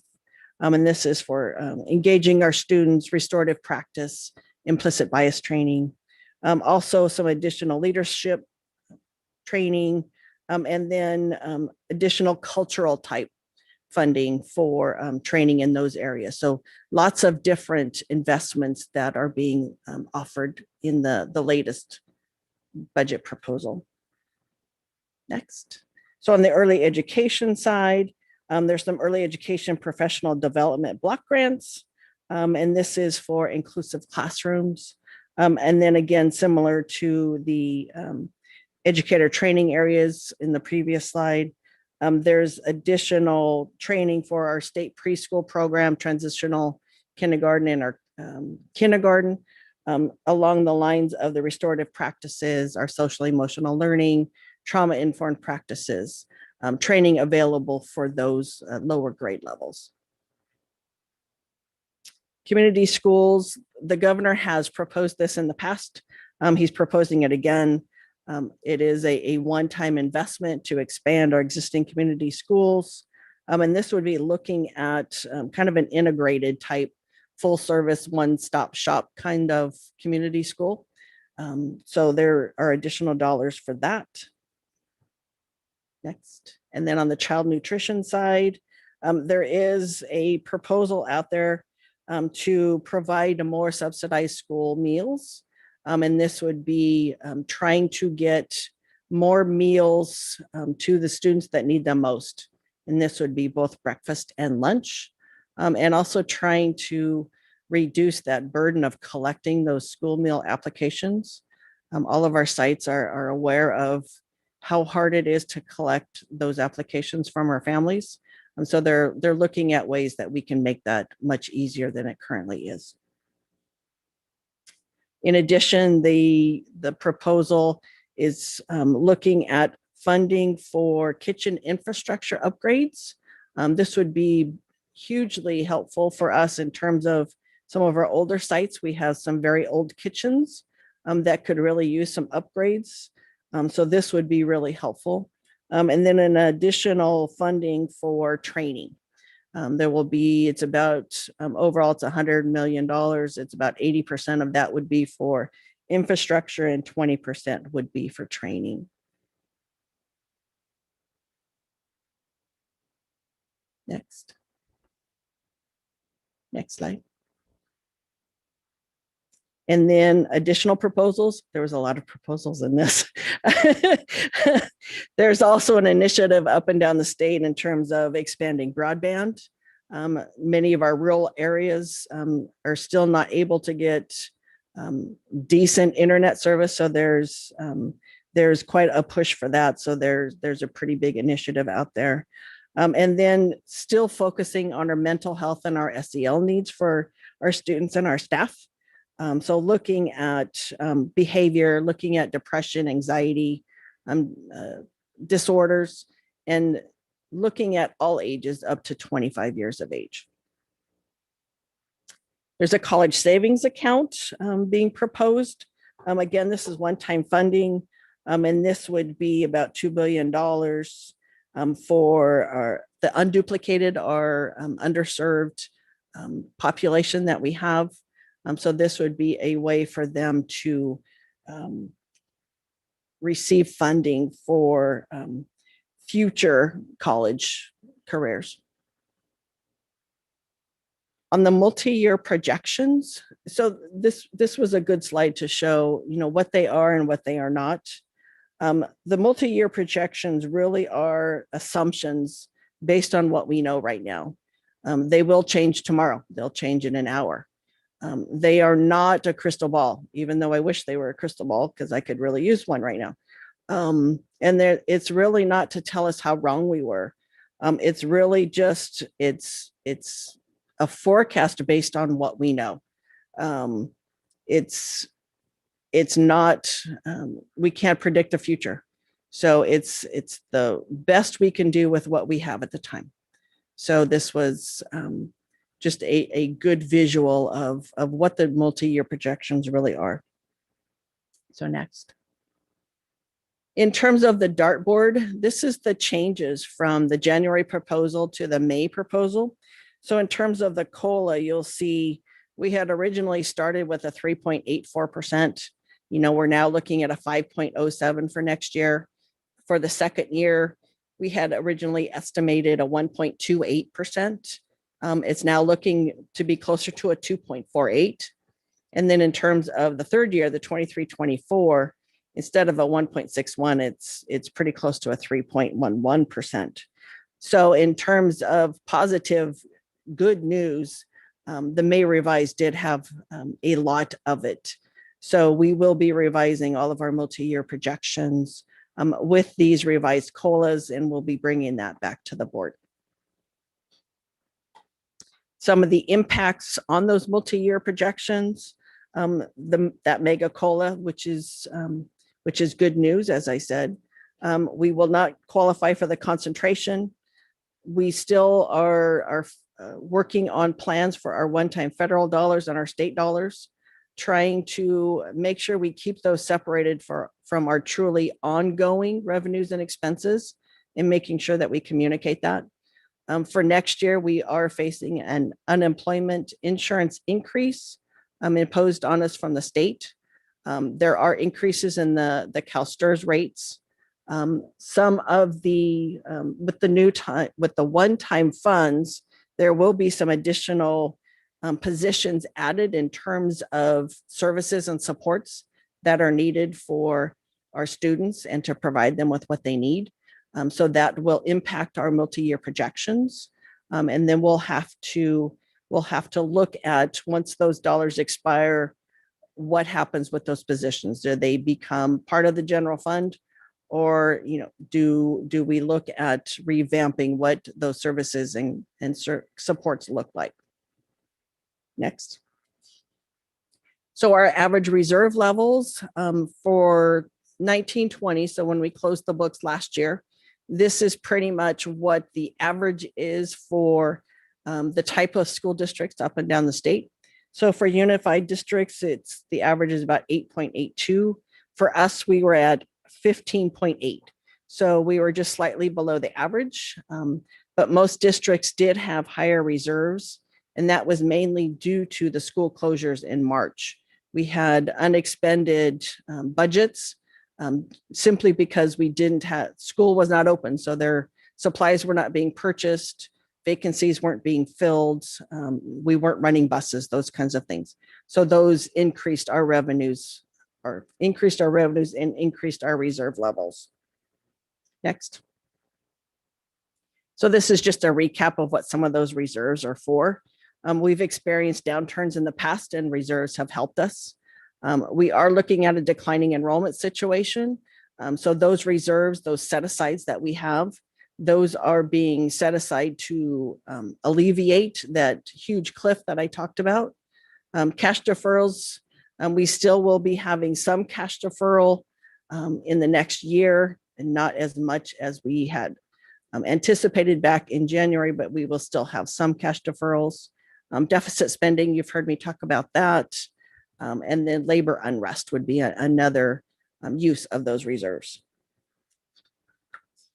Some other considerations, some other proposals on the supplemental ELLI and our LCAP.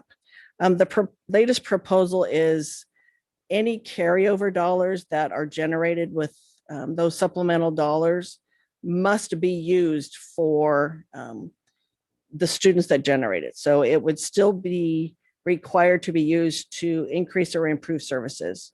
Any of those carryovers dollars could not be used for any other purpose. So we do track those separate and we do keep those for that purpose. So this would just formalize that process. For CalPERS, these are the latest employer contribution rates. 21-22, there was a slight decline. 22-23, we're projecting another slight decline. And looking forward, it's until we know what the actuarial comes out with, there are slight decreases in the out years, and those again will change each year. On the CalSTRS side, for this next year, we had anticipated actually a decline for the 21-22 year. That has actually now become an increase. And then the out years are also an increase of 1.1% for each year going forward. And I reached the end of all of those slides. Any board questions? Yes, Mr. President. Yeah, Mr. Clerk. Rhonda, thank you for that presentation. I greatly appreciate it. I wanted to kind of go back to page 10 and just out of curiosity, I think you mentioned that we were the only district in the area that doesn't qualify for a concentration grant. That's correct. Okay, maybe I'm wrong. I mean, I think I talked to a colleague of mine, and I think it was during the delegate assembly, and I think she had mentioned that, and she's from San Juan, that they didn't qualify either. I mean, so are there other schools in the area that don't qualify, or is it just like Folsom Cordova, San Juan? Maybe there's another one out there like Rockland. I'm just trying to gauge how many of these districts don't qualify for the concentration grant that are around the area. The threshold for the concentration grant, it's the unduplicated pupil count. And Okay. you have to have a unduplicated pupil count of 55% or lower. So Okay. we are only at about 35%. So Makes sense. we're pretty far away from that threshold. Okay. San Juan was just a touch over 55%. They may have fallen back in this last school year because of declining enrollment. Declining. Okay. But the last time I checked, yes, we were the only ones that were significantly lower than that threshold. Okay. And then also and maybe I'm wrong on this, but I thought the governor had said that the ADA decreases with the number of students.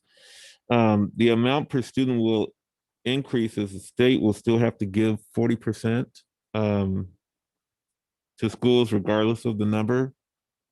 Did you hear something about that? I mean, I'm not sure. I mean, He's proposing that it's now 38%. That's Okay. part of that supplemental payment that I right. talked about earlier. That was the budget act that was approved last year, was to bring that back up to 40%. He Okay. is trying to repeal that and bring it back to 38%. To 38. Mhm. Okay. Okay. That's all I have for right now, Mr. President. Any other board questions? Hearing none. David, do you have any? Yeah. Question regarding the TK. Is this going to be a requirement of all school districts, or is it optional? Good question. I believe it will be required. Whether or not it's required of every school within the district, I'm not sure that would be the requirement. It may just be, as long as it's offered at whatever site is deemed, I believe that will be the language. Is it full day or is it half day? I believe it's full day. David, right. the Yeah. proposal, David, Yeah. the proposal in the legislature that is also going through that I think kind of mimics this, although it has a longer timeline. It's basically adding another grade level to K through 12.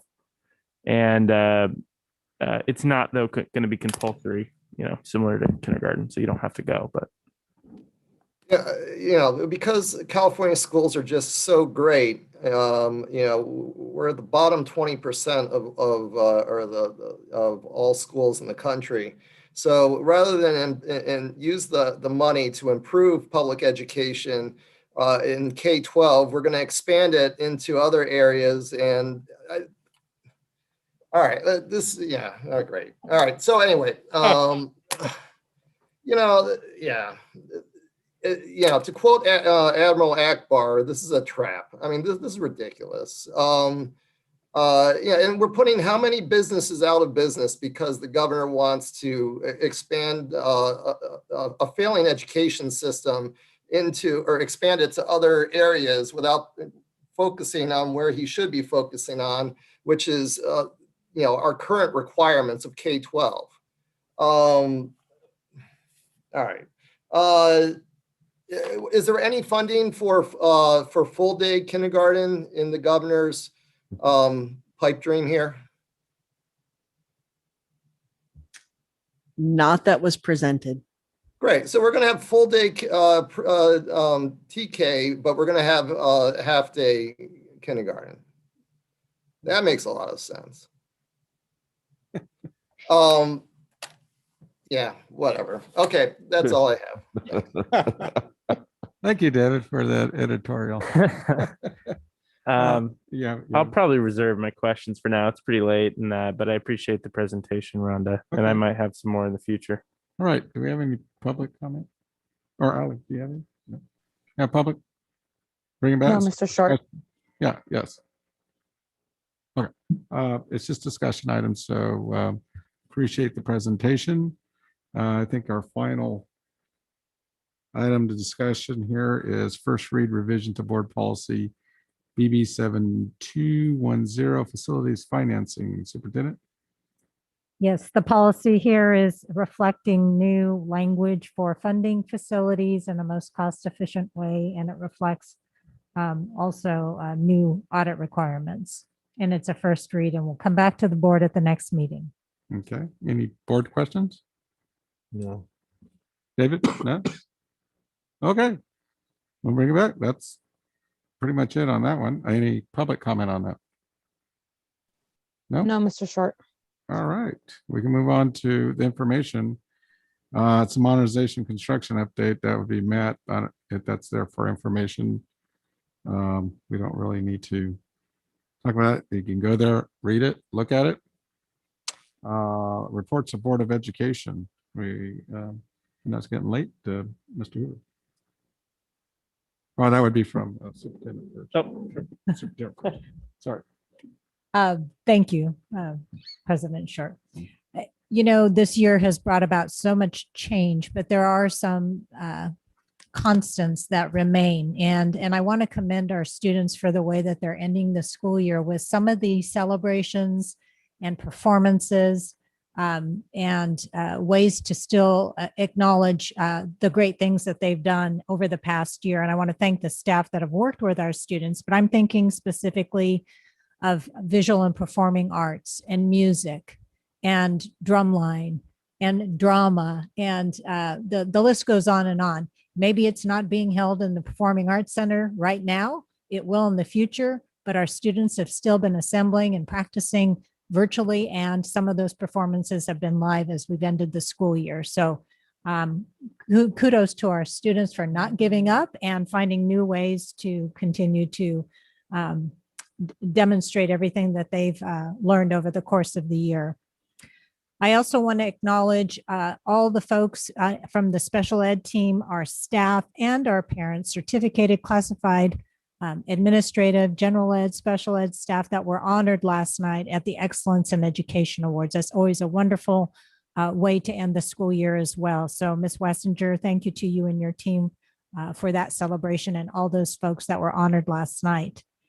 I also want to acknowledge the parents that joined us last night for the Asian American Pacific Islander Parent Summit. Again, it was a wonderful opportunity to hear from our parents, listening and a learning opportunity for me.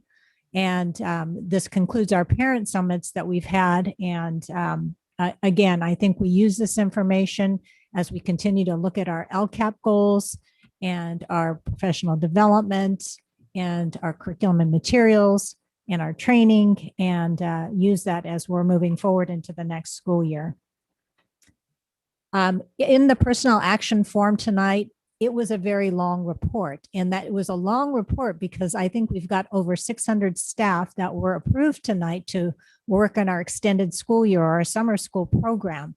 This is certificated, classified, and administrative site that are going to be working through the month of June.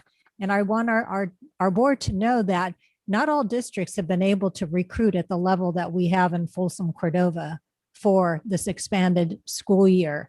And again, I want to commend our staff for stepping up and wanting to be in this space for another month of school, but they're doing it because they realize our students need these opportunities, both academically and for their emotional well-being, for credit recovery, as well as enrichment and elective credit. So thank you. And I want to thank the team of volunteers that stepped up last weekend for the vaccination clinic that offered vaccines to over 1,000 of our students and staff and community. Again, one of many clinics that I expect we'll see happening throughout the summer. And then just finally, thank you to Ms. Gallant for her wonderful leadership and role modeling this past year. You've done an incredible job and you've set the bar very high. And I know Ms. Gao is going to get some really good cross training from you before you leave. And we welcome Alice Gao to our board team for next school year. Thank you. Yeah, thank you. Moving on to Board of Education business, Mr. Thank you. I'll try to be quick. first of all, just to echo Dr. Collegian, I mean, thank you. I'm so excited about all the teachers that signed up for summer school, and just can't thank you enough for stepping up after the year that we've had and continuing to educate our students and help them close the gaps. And I'm just very, very thankful for that. So excited for summer school, excited to have lacrosse at Folsom High. Thanks to the board for approving that and all the work and all the community that advocacy that went into that as well. Just a couple quick points on some goals that I want us to have over the, as we continue certain conversations that are ongoing. We obviously are hearing about a lot of changes with masking, mask guidelines, things like that. I believe the CDC continues to recommend masks in schools, even though they're allowing masks to come off for vaccinated individuals. But I just want to make sure that our district builds in the correct flexibility to our whatever it is, whether it be MOUs or kind of guidelines, to ensure that as soon as that changes, that we are able to shift and update those guidelines and shift to being able to take the masks off of our kids. I think most of us are ready to do that once we're given the go ahead by our health experts. So looking forward to that day coming, and I just want to make sure we're ready to shift to that when we are able. I also want to just emphasize that over the, I would love to see us increase instructional time for some of our youngest kids by eliminating early, late start times in first and second grade. So any progress we're able to make that in the coming days, I would greatly appreciate. I think that is something that's going to be not just beneficial to our working families, but beneficial to our kids who are really trying to recover from a very difficult year moving forward. I want to thank Allie for all your work on the board. When I first met Allie, I think we were all virtual, and I think I might have said something about it. I look forward to seeing you back on the dais. We never actually made it to the dais. I think back then nobody could have imagined how long it would take. So, Allie, you came in probably one of the hardest years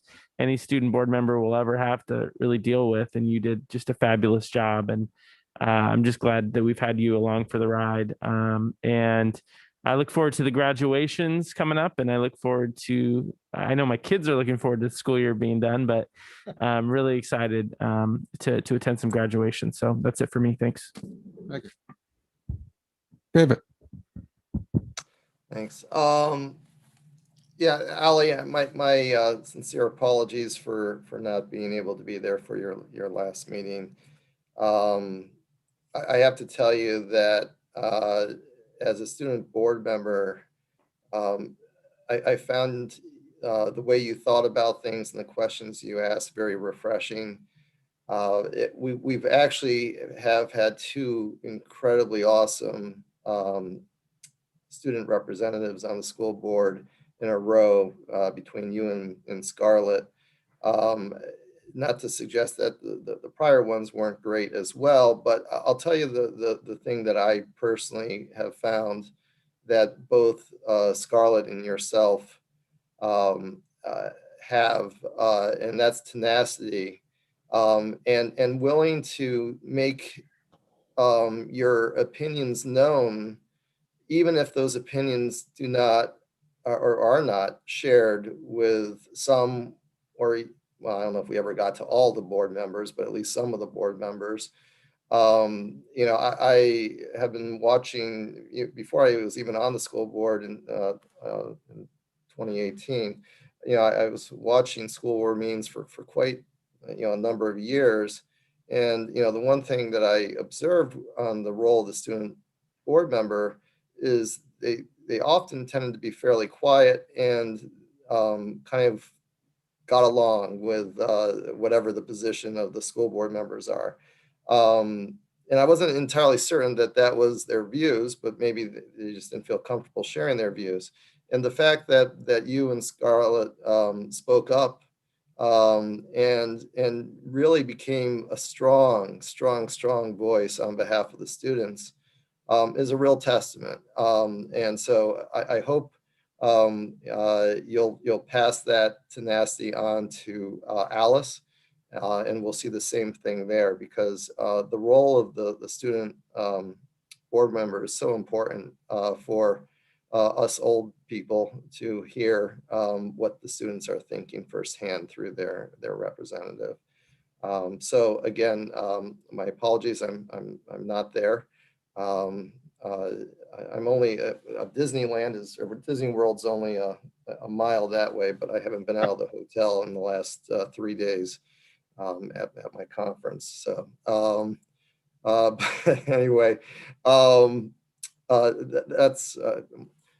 I'm not really thinking, it's like 1:30 here, so I'm not really thinking too straightly right now. So I'll just wrap it up there. And see everybody next week at the graduation. So All right, thank you, David. Yeah. Mr. Hui. Just very briefly, a huge congratulations and early congratulations to all of our graduating seniors, including Allie.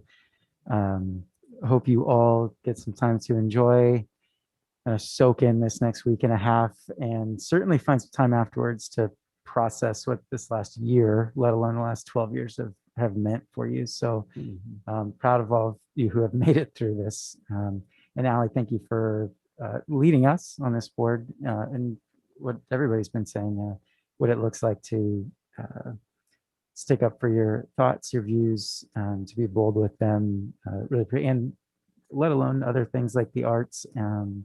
Really appreciate the viewpoints you've brought. Thank you. Thank you. Mr. Clark. Yeah. Allie, I just wanted to thank you for the service on the board. I know last year you stuck with us, even though we had those late night meetings. You were there, and you had the opportunity to log off and go to bed, but you hung out with us. So I appreciate your service to the board, and I just look forward to our next board member coming on board to work with us. I want to thank Dr. Peace for hosting the Hispanic families, the Hispanic Parent Summit, the Black Parent Summit, and the Asian Parent Summit just the other day, or yesterday, I think it was.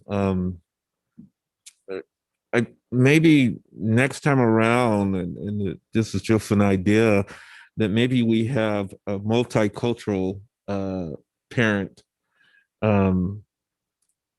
summit, town hall, whatever you want to call it. That way, if you do a breakout room, you have these groups of parents, and even our white parents, and even our Russian, Armenian, or however you want to categorize it, just so we can get them all in a breakout room and just talk about the issues that are going on in our schools, and so they get to know each other and collaborate that way. I'm looking forward to attending the graduations next week. I'm going to have to cut it down a few schools. I won't be able to make the middle schools, as I just started a new position Monday, but I will be at the high school graduations. I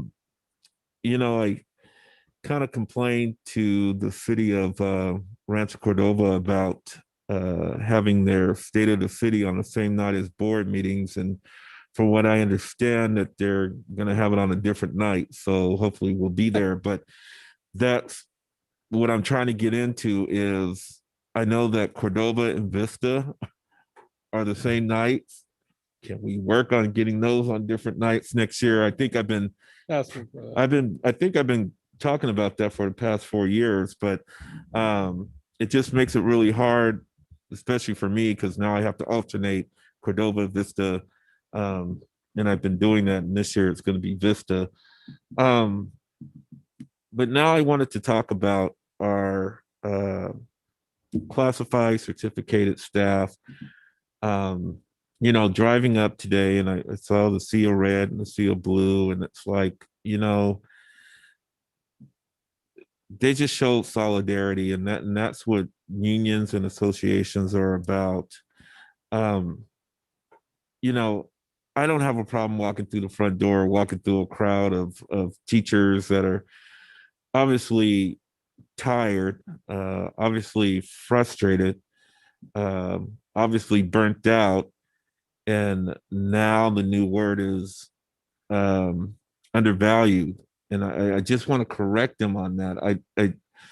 You guys are no way undervalued in my book, and I think from the board's book. And I want you guys to be competitive. I just want you guys to be taken care of. I read some of the things that, emails that came through, and the things that you're going through. I get it. I really do. I mean, I read a comment about somebody, they emailed talking about why we're living in our big houses and being comfortable and traveling. No, I'm just like you guys. I mean, um, I left a job where I felt the same way. But I don't want that to be the case with our teachers.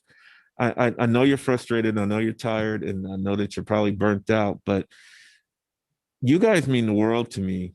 And I believe that, the board feels the same way. You guys have worked hard. Our classified staff, I mean, even during this whole COVID pandemic, you guys still kept busy. You put together homework packets. You were out. I think there were a few of them that were washing buses. We appreciate that, and I know, and I trust Don, and I trust our negotiating teams to go in there. We're going to get something right. We've got to do right. We've got to do right by you. We've got to stay competitive, and I just hope that we can put something together that's going to make our teachers and our classified staff happy. I always say happy wife, happy life. I mean, I want our teachers to be happy. I want our kids to be happy. And I know that you guys have stepped up. Many of you are teaching summer school. I hope I have an opportunity to come out and visit you. And I'm going to do the normal check-in to see how you're doing. And I'm going to ask you how you're doing personally. So just know that you have my support moving forward. I just know that we'll get something together and make it to where you guys don't leave us. Please don't. Anyway, that's all I have to say. Thank you, Mr. President. Ally? Yes, as you all know, it's my last board meeting tonight, so I had a couple of comments. First off, just thank you to everyone for allowing me the opportunity to serve on this board. And I wanted to take the time to just thank a few specific people. Thank you to all the board members for your graciousness in allowing me to speak and represent the student voice. I hope that we can continue to carry on the legacy of student board members and recognize the power in student voice. Thank you to Kelly for your constant support and dedication. You made me feel comfortable here and like I belonged. I will miss our constant email conversations, and I am so grateful for you. I couldn't imagine going through this without you. I appreciate your love and support, and am astounded each day by how on top of things you are, and I know that these board meetings could not be run without you. Lastly, I wanted to thank Dr. Kaligian for her guidance and such graciousness. I loved having you as my role model. I remember coming home from a board meeting one time, running straight into the kitchen and just telling my mom how amazing you were and how I wanted to be like you one day. Wow. I still have your letter pinned up smack in the middle of my fridge, and I like to brag about that letter to my friends and family. So thank you for being incredibly supportive, constantly going above and beyond for all students, and just being a true inspiration to me and all of the future board members to come.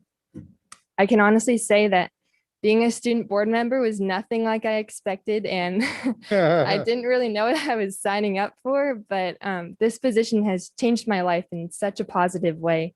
And I'm so grateful for the opportunity to serve. I've learned so much about our education system, as well as I've learned more about myself and my interest in becoming a political leader.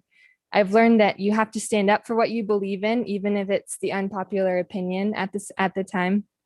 I've learned that you have to be patient and work hard, and the results you want will come. And lastly, I've learned to really utilize this position and power for good. With that said, I can honestly say it's been a difficult year, but such a rewarding experience, and I would do it all again in a heartbeat. Thank you to everyone for your support this past year, and I'm so excited to see what the future holds as I enter into college and start my life. So thank you all so much from the bottom of my heart. Thank you. Yeah, thank you. Well, that's a hard act to follow. It's like David said, tenacity. I started thinking a couple of words. Well, I think there's some other words I can say, Valley. This year has been tough. Like I always say, tough times don't last, but tough people do. I think you're tough. So I think that's like resilience and endurance. It might be another word for you. And I see a bright future for you because over 30 meetings and endurance that you showed us, sticking there with every minute of it with very controversial, long comments just shows a lot of, resilience and endurance that you have. So those are my words. David, I think tenacity is good too, but I think those are good things. And I say thank you for all the work you did. And I want to, wish you all the best in your future. And I know don't be a stranger, come back and visit us. And thank you for doing that. So it was an honor to have you there. So thank you. Any other comments? I just take everything else what the board member says. I think it's late tonight. So I do want to say one thing about our staff and classified staff out there doing Unified Voice. We do appreciate each and every one of you for what you've done this last year. You are essential workers that we wouldn't have been able to continue or do anything without each and one of you doing whatever it took to keep this school district running. The first day of the pandemic, essential workers keep it going. You are essential. The things that you did to keep it, the PPE, things keeping the rooms clean, that is the most important part of the health and safety of not only our staff, but to continue the operations that we need to do. So I want to thank you for all that. I want to thank you for all the times and endurance and the patience you have shown us and giving back to what we all want is this academic achievement for our kids, the safety and everybody else. So I want to thank you. And like Mr. Clark said, I'm optimistic. There's always going to be something better around the corner, and we'll find out what that is. So thank you with that. Do I have a motion for adjournment? Second? Second. All in favor, say aye. Aye.